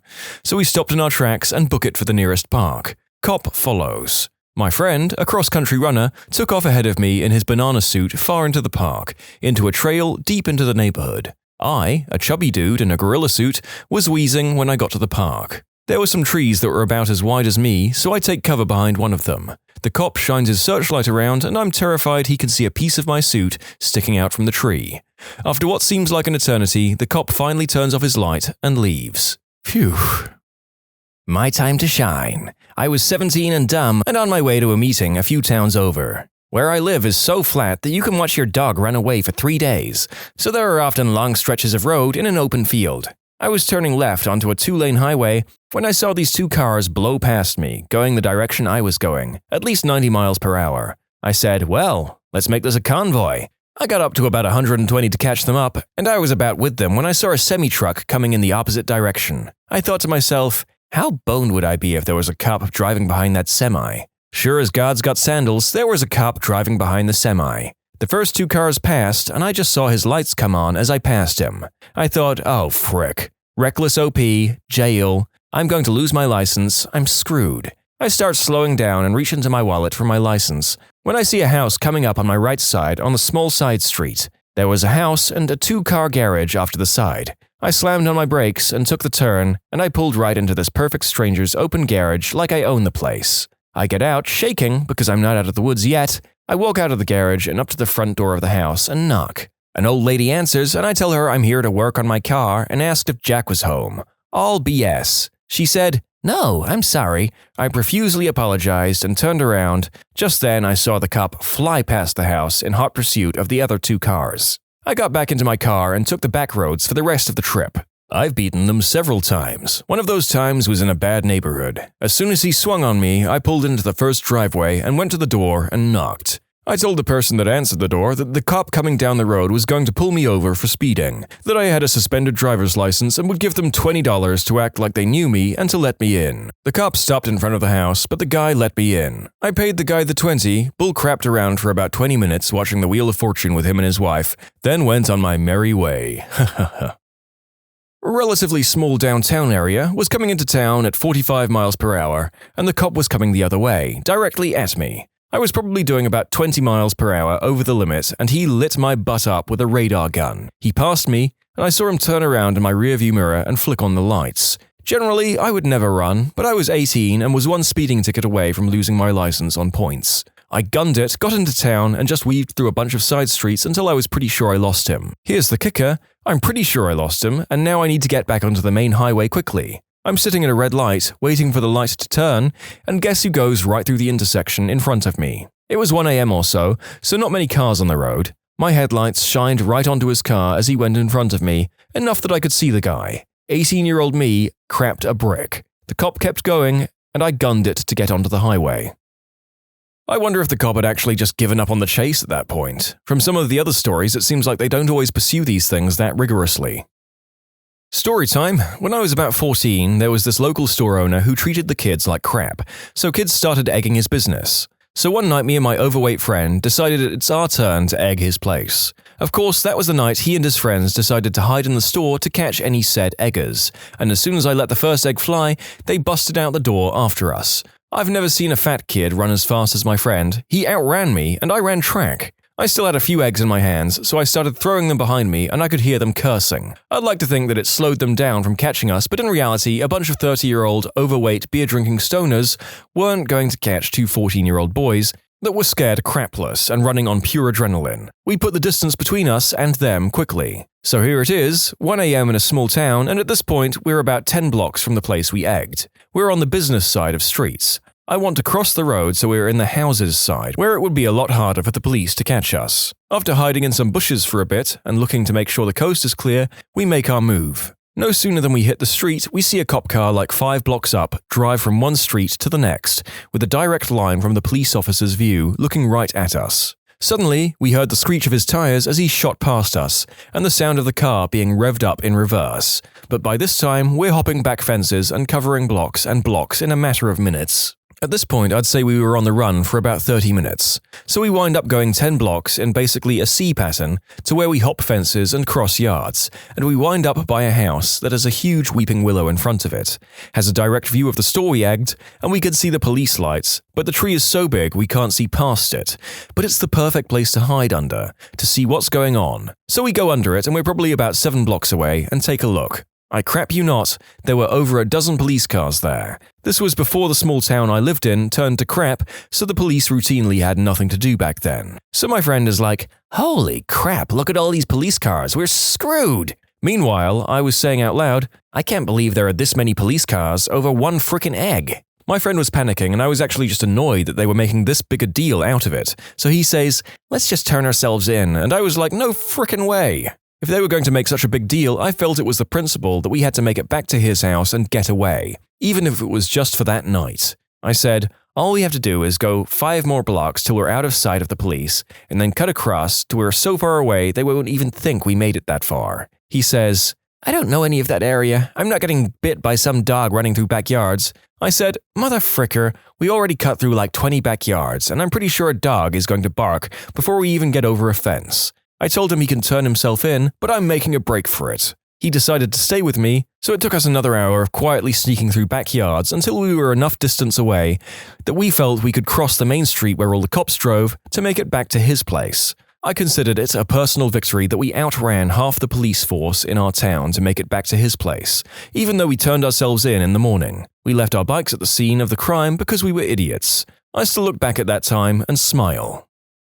My one and only cop story. In 8th grade, my friend and I were both crammed in one of those electric razor scooters, heading home, and some lady started yelling at us. My friend slowed us down to hear what she was saying. Apparently, she was giving us a heads up that a cop was a block away. We got off the scooter and walked past the cop and went on our way. In conclusion, avoided confrontation altogether. Was with a friend running, suspecting that cops had been called, and we hid in a bush. I turned to my friend and say, "We need to go, but we have to walk." So we step out of the bush, and not 20 seconds later, a cop car drives straight past us, didn't even slow down. More often than not, if you act innocent, people will think that you're innocent. I train a lot. I run 5 to 6 days a week, 1 long day, usually 1 interval day, and 3 to 4 easy days. So I signed up for the local police fundraiser 5K, beat all the cops to the finish line. I told them they should add more speed work to their training if they want to catch me next year. I feel like this commenter might have taken the title in a little too abstract an interpretation, but I applaud him nonetheless. Now, settle in for a monster story to finish off the video with. Obligatory, not me, but my brother. The following is absolutely true. Gather round, Redditors, as I regale you with the tale of Bad Luck Mike and one of the times he got away from the man. I take you back to the halcyon days of 1990. Y2K was a decade away, and Prince had been hyping some big party he was planning in the works for 8 years at the time. Supposed to be a hell of a bash. Mike had committed a crime in our small suburb of Fort Worth, Texas. Frankly, the crime doesn't matter at this stage in the tale. Point is, he was on the run. Fortunately, our suburb had lots of creeks and storm drains and gullies crisscrossing through it. Every neighborhood was in the vicinity of a small brook of some sort. Also, fortunately, Mike was in the prime of his life. About 23 years old, 6'4", thin as a rail, with a hollow leg to hold all the beer he could steal on a given night, and the biggest swinging member in the town, whether anyone else knew it or not, and the unmitigated gall to go with it. So Mike was running over the hill and dale and crossing under a dim streetlight here and there on the run to one of his friends' place. But lo, a new problem arose. The baying of hounds in the distance. Johnny Law had called in the dogs. Now Mike started jumping fences, scaring little old ladies, and he finally took to where he would have the greatest chance of losing the fuzz. The creeks. Splashing through murky water all throughout our tiny burg, Mike tried to outfox the dogs until he finally came upon an idea and headed for the police station. Now, I know what you're thinking. Why in the frick would you go to the beehive while the bees are already on the hunt for you? But Mike had a plan. See, in Mike's mind, it made perfect sense to walk right by the cop shop. It's the last place anyone would ever think to look for him, and it had worked before. Mike once evaded arrest for a full week while the Fort Worth cops, in a bit of jurisdictional cooperation, tossed our town to bits searching for him. How? Why, he sat in the FWPD lobby and caught up on his reading, for free, from the library, while they searched for him high and low. I told you, unmitigated gall. So Mike finally came upon the police station and he sat back in a copse of trees, making sure the coast was clear. He was covered in mud and muck, all manner of nastiness, and by the sounds of things, the dogs were getting closer. Heart in his throat, there was always the chance he would get seen by someone who was in the right place at the wrong time. Mike walked right by the PD and across the street, to the little laundromat where we washed our clothes every week. At the time, in our town, pretty much all activities stopped around 8 p.m. on the main drag. It was common to leave your front door unlocked and the keys in your car. There wasn't that much crime. So of course, there were no cameras to see Mike kick open the door of the laundromat, close it again behind him, and strip down to his aforementioned swinging eggplant. Using the change in his pockets, he washed and dried his clothes, and he gave himself a decent scrub in the laundromat restroom sink. An hour later, Mike was walking down the street minding his own business. Presently, the flashing lights behind him caused him to look back quizzically and give the universal hand gesture that says, "What did I do?" An incredibly corpulent cop jumped out of the vehicle looking like he'd had a few too many liters of cola, and with his light in Mike's face said, "I caught you." Another universally understood gesture from Mike, palms up, facing away from him, worry and innocence etched up on his face. "Whoa, Ed, what's up? I'm just going over to so-and-so's house. I'm not doing anything." Of course, Mike knew the cop. Mike knew all the cops. All of us did. We'd had them all in our house at some point in their careers, and it was well known that Mike made a cop's career interesting, starting from the age of 15 when he'd become a priest for a few hours in order to pull a truck heist. A tale for another day, gentle Redditors. Ed knew he'd been chasing Mike for the past hour. Mike knew it too, but Mike wasn't about to let Ed get a collar on him. "I've been after your butt for an hour, Mike. I've been chasing you through mud and crap, and goddammit, I got you." Wait, Ed, Mike reasoned. "You've been chasing me for an hour through mud and crap? Ed, I don't have a spot on me. I'm perfectly clean, man." "No, I know it was you, Mike." This goes back and forth for some minutes until Ed's on-duty supervisor pulled up, lights also flashing. He stepped out, looking like an acting double for Dan Aykroyd. "Okay, Mike, why are you giving us a hard time? Ed caught you. Let's go." "Look, Rick," Mike began. "Ed says he's been chasing me through the mud and crap. I'm literally clean. Rick, I feel for you guys, but whoever it was y'all were chasing, it wasn't me." Having been presented with evidence that Mike was indeed clean and couldn't possibly have been running in creeks and streams for the past hour, Rick and Ed let Mike go. Everyone there knew Mike was guilty. As Mike walked off into the proverbial sunset, Ed and Rick knew they would get him eventually. When they finally did a couple of years later, Mike paid dearly for making them look like fools. Never worry, Mike is alive and well and continuing his anti-hero ways today. Who is the most hated person in your workplace and why? Current job is a bore on this subject, so we'll go to my last. Tim was the guy everybody hated. He was lucky we all felt bad for his quirks. Every working day, Tim punched in at exactly 8 a.m. and out at 5 p.m. In between those hours, you were lucky if you saw him working. It was because of him we no longer had Secret Santa during the holidays, catered monthly lunches, or holiday bonuses. Secret Santa. Tim was quite frugal, and when I say quite, I mean he was cheap. Every employee in the company voted the dollar amount they wanted to spend on another for the Secret Santa. The average dollar amount came out to $50. Tim's vote was $1. I recognized his crappy handwriting. Everyone, including Tim, agreed to spend around that dollar amount. When it came down to opening presents, it was clear everybody went over that amount. Tim received a pair of tickets to a Dodgers baseball game, plus some Dodgers t-shirts, a hat, and the tickets were face valued at $175 each. His Secret Santa had season tickets and gifted him a pair from a set. When it came down for Tim to give his gift, I wondered who he got. He got his desk buddy. Jessie was the sweetest girl in the office. She worked with everyone and was the most polite, respectful, soft-spoken human I've ever met. When she opened her gift, I wanted to die. He got her lingerie. Not just any lingerie, crotchless, matching bra, and without any tags. Jessie was 5'9" and athletic. Whoever those clothes were for was someone athletically challenged. HR had a heyday with that one. Catered lunch. The last Friday of every month featured catered lunch with a short workday. It always revolved so that things never felt redundant. Mexican, Italian, barbecue, pizza, or Chinese. Tim religiously ate Mexican food. When the chosen Mexican restaurant was catering, Tim was first in line to eat. He would wait around the time clock near the patio doors so that when 1 p.m. hit, his hand was being scanned with 1 foot out the door. When it was any of the other catered meals, he made it known that he was irritated that so-and-so were catering. May 2013, I got to choose what we were having, and I chose Italian, since my birthday was the following day. Tim was seriously mad about having Italian food. Mind you, for the next 2 months, the choices were either Italian or Chinese, so Mexican was nowhere near the table. Eventually, everyone heard a bit of his ramblings, and then it hit the ears of the company chairman. They called the heads of every department in and asked about Tim's feeling and how long this had gone on for. I explained how Tim was a quirky guy, but for some reason only liked Mexican food. Next morning, there was an announcement that we were no longer having company lunches. This meant no more going home at 2 p.m. and no more lunch for the office. Everyone was angry. Holiday bonuses. This is what got the ball rolling for Tim's demise. Our company manufactured steel products and shipped them to different distribution warehouses. Nobody in our office worked in sales, so nobody had commission-based pay. Every year, before our 2-week holiday vacation, we received our last checks for the year and a bonus. The bonus was a percentage of the profits divided up between all employees. It was great. Who doesn't like more money right before the holiday season? Tim, that's who. This particular year had been a bad one for us. Profits were down 10% due to one of our distributors filing for bankruptcy. So our bonuses were not as big as before, but they still equated to a paycheck's value.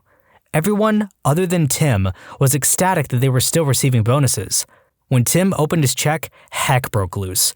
I've never seen someone so angry about a bonus check in my life.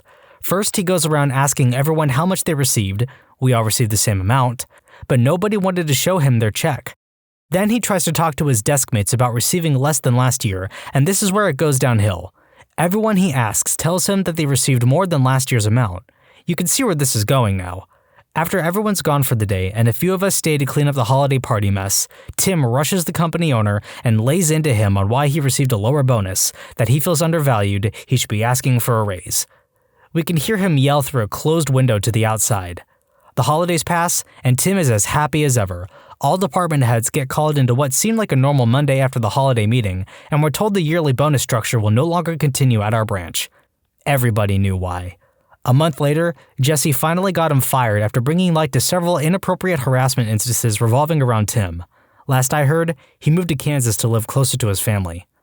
Edit. Wow, this really took off with a few people. Before the new year, I was already in exit plan mode after an acceptance at a larger company. I made it clear with the owners months beforehand so they weren't shocked. March 2014, I officially left, which was about a month after Tim. Many of my coworkers were older than me and could basically be my parents if you looked at the ages, so I didn't have an outside work relationship with anyone. However, I Facebook messaged an old coworker who's still there to get some updates for you guys. I'll update once I have new information. Update.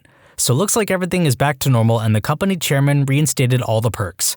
Right after Tim was fired, the department heads had a meeting with the chairman and concluded Tim was the issue to all of this. The chairman agreed to reinstate the bonus structure, and now when Mexican food is ordered, there are always leftovers to take home. A bonus story. The coworker I talked to was called by a competing company as a reference for Tim a few years back. It just so happened that he answered the phone and worked the appropriate department. After a few weeks, the hiring agent called him back thanking him for his answers and that Tim didn't make it through the probationary period. He was the worst candidate they had that was the most qualified on paper. He didn't believe Tim lasted all the years we had him. In the 2 weeks he was there, he managed to tick off every coworker there. Amazing Tim. Won't name names in case this comes back to me, but he's a level 3 engineer who does absolutely nothing all day. He'll book a conference room and sit in the dark for hours. He'll sit at his desk and do actually nothing except exist. But his team, which he did not assemble and which he does not actually lead, is good enough to make him look good, so he keeps getting more responsibility. I work in a small chiropractic clinic. 3 chiropractors, 4 receptionists, 2 per shift. One of the receptionists literally does nothing but check patients in. We are supposed to work on billing and other tasks to do with insurance. She always leaves her Facebook logged into the communal computers, so I like a bunch of dank meme Facebook pages for her. The woman who would use money from our pooled tip jar to fix her pricing mistakes, literally stealing money from her coworkers to cover her butt. We all hated her. My mom works in a coffee shop, and the manager will regularly take staff tips to cover any till discrepancies. Not only illegal, but a total jerk move, because the tips are pooled monthly and divided, so it affects staff who weren't even in at the time. Edit. I was incorrect. This is totally legal. It's still a jerk move. If a national chain can't swallow a loss of £2 when the markup on a cup of coffee is almost twice that and punishes the staff, well, screw them. Once the manager accidentally ordered 2 cakes. Only one was sold and the other went out of date. He refused to have it on his wastage, denied making the error, and took £75 out of the staff tips for that 1 cake alone because that was the resale cost. Makes me heave. My boss's wife has been given a position of authority over my department, despite having no experience or expertise in the area. But the worst part is, she is an older lady and by all accounts seems to be suffering from dementia/Alzheimer's. Every single email you send her or email chain she's included on, she will respond without having any understanding of what was written to her. So then you have to spend the time explaining the whole content of the chain or email to her. We have to attend meetings with her where she will spend a lot of time rambling about things that have nothing to do with our work. We have to remind her or re-explain things that we talked about at the last meeting that are relevant because she doesn't remember or understand. Then the whole thing happens all over again in the next interaction with her, like it's Groundhog Day for her. We have this goober of a guy who works probably 1 full day a week. I actually get surprised if I don't have an email in my inbox the morning of saying he won't be in. Worst of all though, he sits nearest to the bathroom and makes comments like, "Wow, you were in there a long time. Must have been in number 2, when people come out. Worked for an attorney who was almost never in the office. And I'm not talking like she was in court or meeting clients outside the office. She just wouldn't show up. She missed calls and appointments all the time, but I get written up for missing a few days because my babies got sick and then I got sick. She was a jerk for other reasons too, but she was hypocritical on top of it. There was a time she didn't come in for 2 weeks and she argued with me about it and I asked her to show me on the calendar when she came in. She couldn't. She did not remain a partner for very long. We have a dude who rolls in at 10 and leaves at 2, 3 or 4 days each week. He has a different supervisor than us that works in another office even though he's on our team. So infuriating. We've talked to our boss so many times about him, but she can't do anything. Screw him. Edit. Many people don't like me for this, claiming that he gets plenty of work done in his time I see him. I'd like to say that's not true. He pawns off hours of work per week on us. That's why it's a problem. George the Joiner. Minimal number of fingers, bad personal hygiene, unintelligibly thick accent. This is not a man you want operating a forklift, operating machinery, or driving. If he carries something through the workshop, it's a safe bet that he will utterly destroy something with his own brand of half-blind ignorance. But what a man. Mysterious and enigmatic. Who is he? Where did he come from? When will he go back? Find out next time on Dragon Ball Z! Far and away, the most hated person in my carpentry shop is the deaf guy. I've only been working there a year, and everyone thinks he is the most vindictive, hateful, selfish, paranoid jerkwad to walk the earth. He's easily the hardest worker there. I can tell you with confidence that he has generated the most money for the company of anyone there. He absolutely owns his portion of the shop. He has it down like clockwork and doesn't waste a second. All that being said, he throws an absolute rabid fit whenever anything out of routine happens, and he won't look anyone in the eye, and he calls everyone lazy jerkwads. After a month of working there, I started to learn American Sign Language.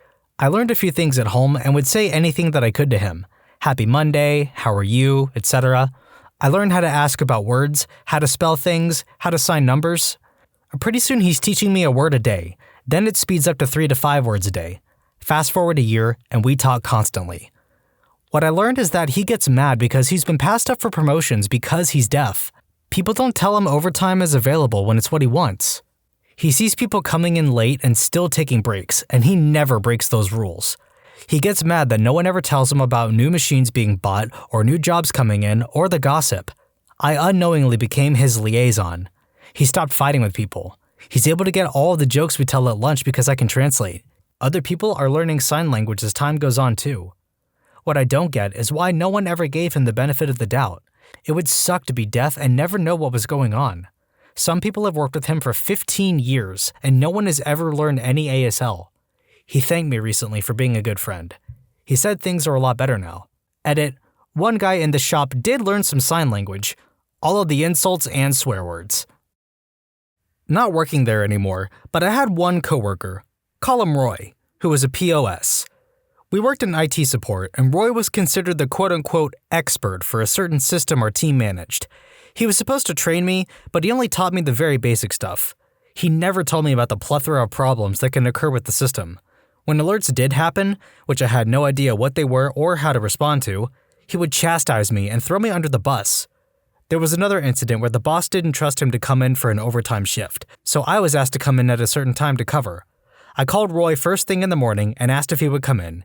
He said he would, so I went in at my normal time. Roy doesn't show, and I'm forced to work 10 hours that day to cover his lazy butt. Surprisingly, the incident didn't get him fired, but he did proudly announce he found himself a new job a month later. The new job rescinded their offer, and he went into survival mode. He deliberately continued to train me poorly to make himself, quote, unreplaceable, but the company refused to let him stay, and that was the end of it. Coworker who talks way too dang much. I can make conversation with my coworkers, but we all have a sense of when it's appropriate. She's the kind of person who bombards me with chatter as soon as I walk in, before I've even taken off my jacket. She tries to make conversation out of everything, to the point where it gets really annoying because it happens so frequently. I was really swamped with stuff the other day, and she stopped me just to point out that a customer's last name was one letter different from her own maiden name. Isn't it amazing? No, Carol, it's not. S constantly eats throughout the day, but to do this, he must take several trips to the canteen to acquire food. But on the way to the canteen, it starts with at least a 20-minute cigarette break. Complains heavily if anyone asks him to do anything, as he is always too busy. We have flexi-time at work, so he gets in early, and on the odd time I have turned up early, the office lights are always off. Apparently prefers working in the dark. Becomes deeply offended at any change in the office, and the temperature must be kept cold as he can't work if it's too warm. Can't stand the coffee addicts in the office as they need caffeine but drink several bottles of Coca-Cola every day. I've been in the office now for nearly 2 years, still yet to work out what he actually does. He smells, he's sweaty, and when he sneezes, he wipes his nose with his hand and then he cleans it off on the desk. I hate S, and so do the rest of us. Edit, I have no problem with working in the dark, but as an IT department, I feel it is better to do work with eyes open and the PC on, and not having the office door locked. I don't mind wearing my coat all year round in the office, gloves in winter, but I do feel a compromise could be met. I'm not asking for a sauna. Our most hated person is a troll who survives off cigarettes, Diet Pepsi, and the souls she drains, mine included. Some of her greatest hits, telling me I am not getting any younger, therefore my babies would be, quote, our word, her word, not mine, telling a delightful tale of how she once snuck in pork into a Muslim's diet, going on about her husband's pension and how she doesn't have to work, she just works for the fun of it.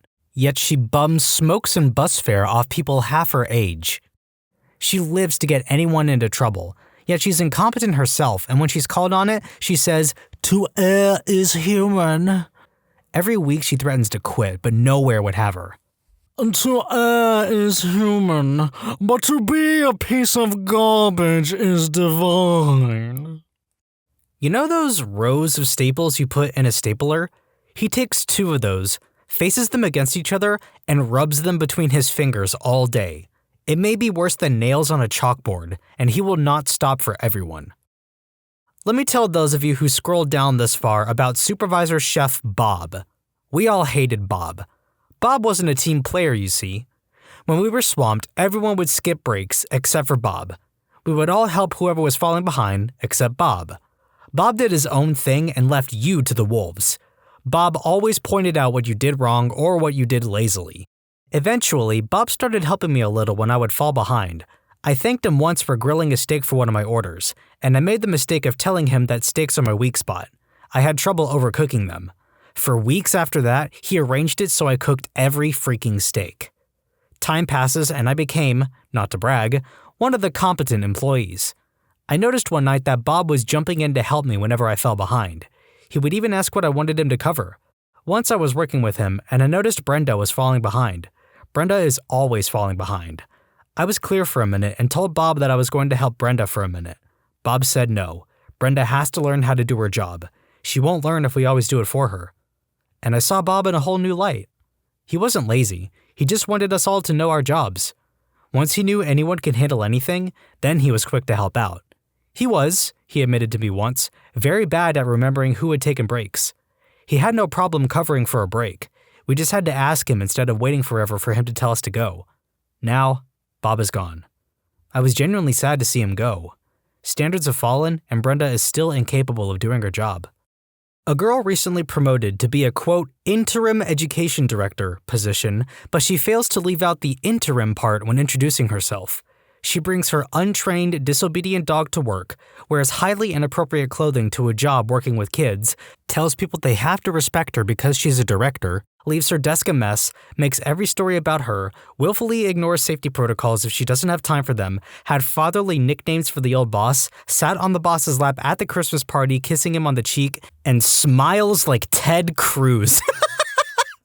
Why was that the part that got me? He is no longer working with us, but he is still legendary to this day. Since he is most likely on Reddit, I will refer to him as Magoo. Magoo and I both started at the same time in a science-based company, but in different departments. He looked really good on paper, well qualified, and interviewed fairly well, from what I was told.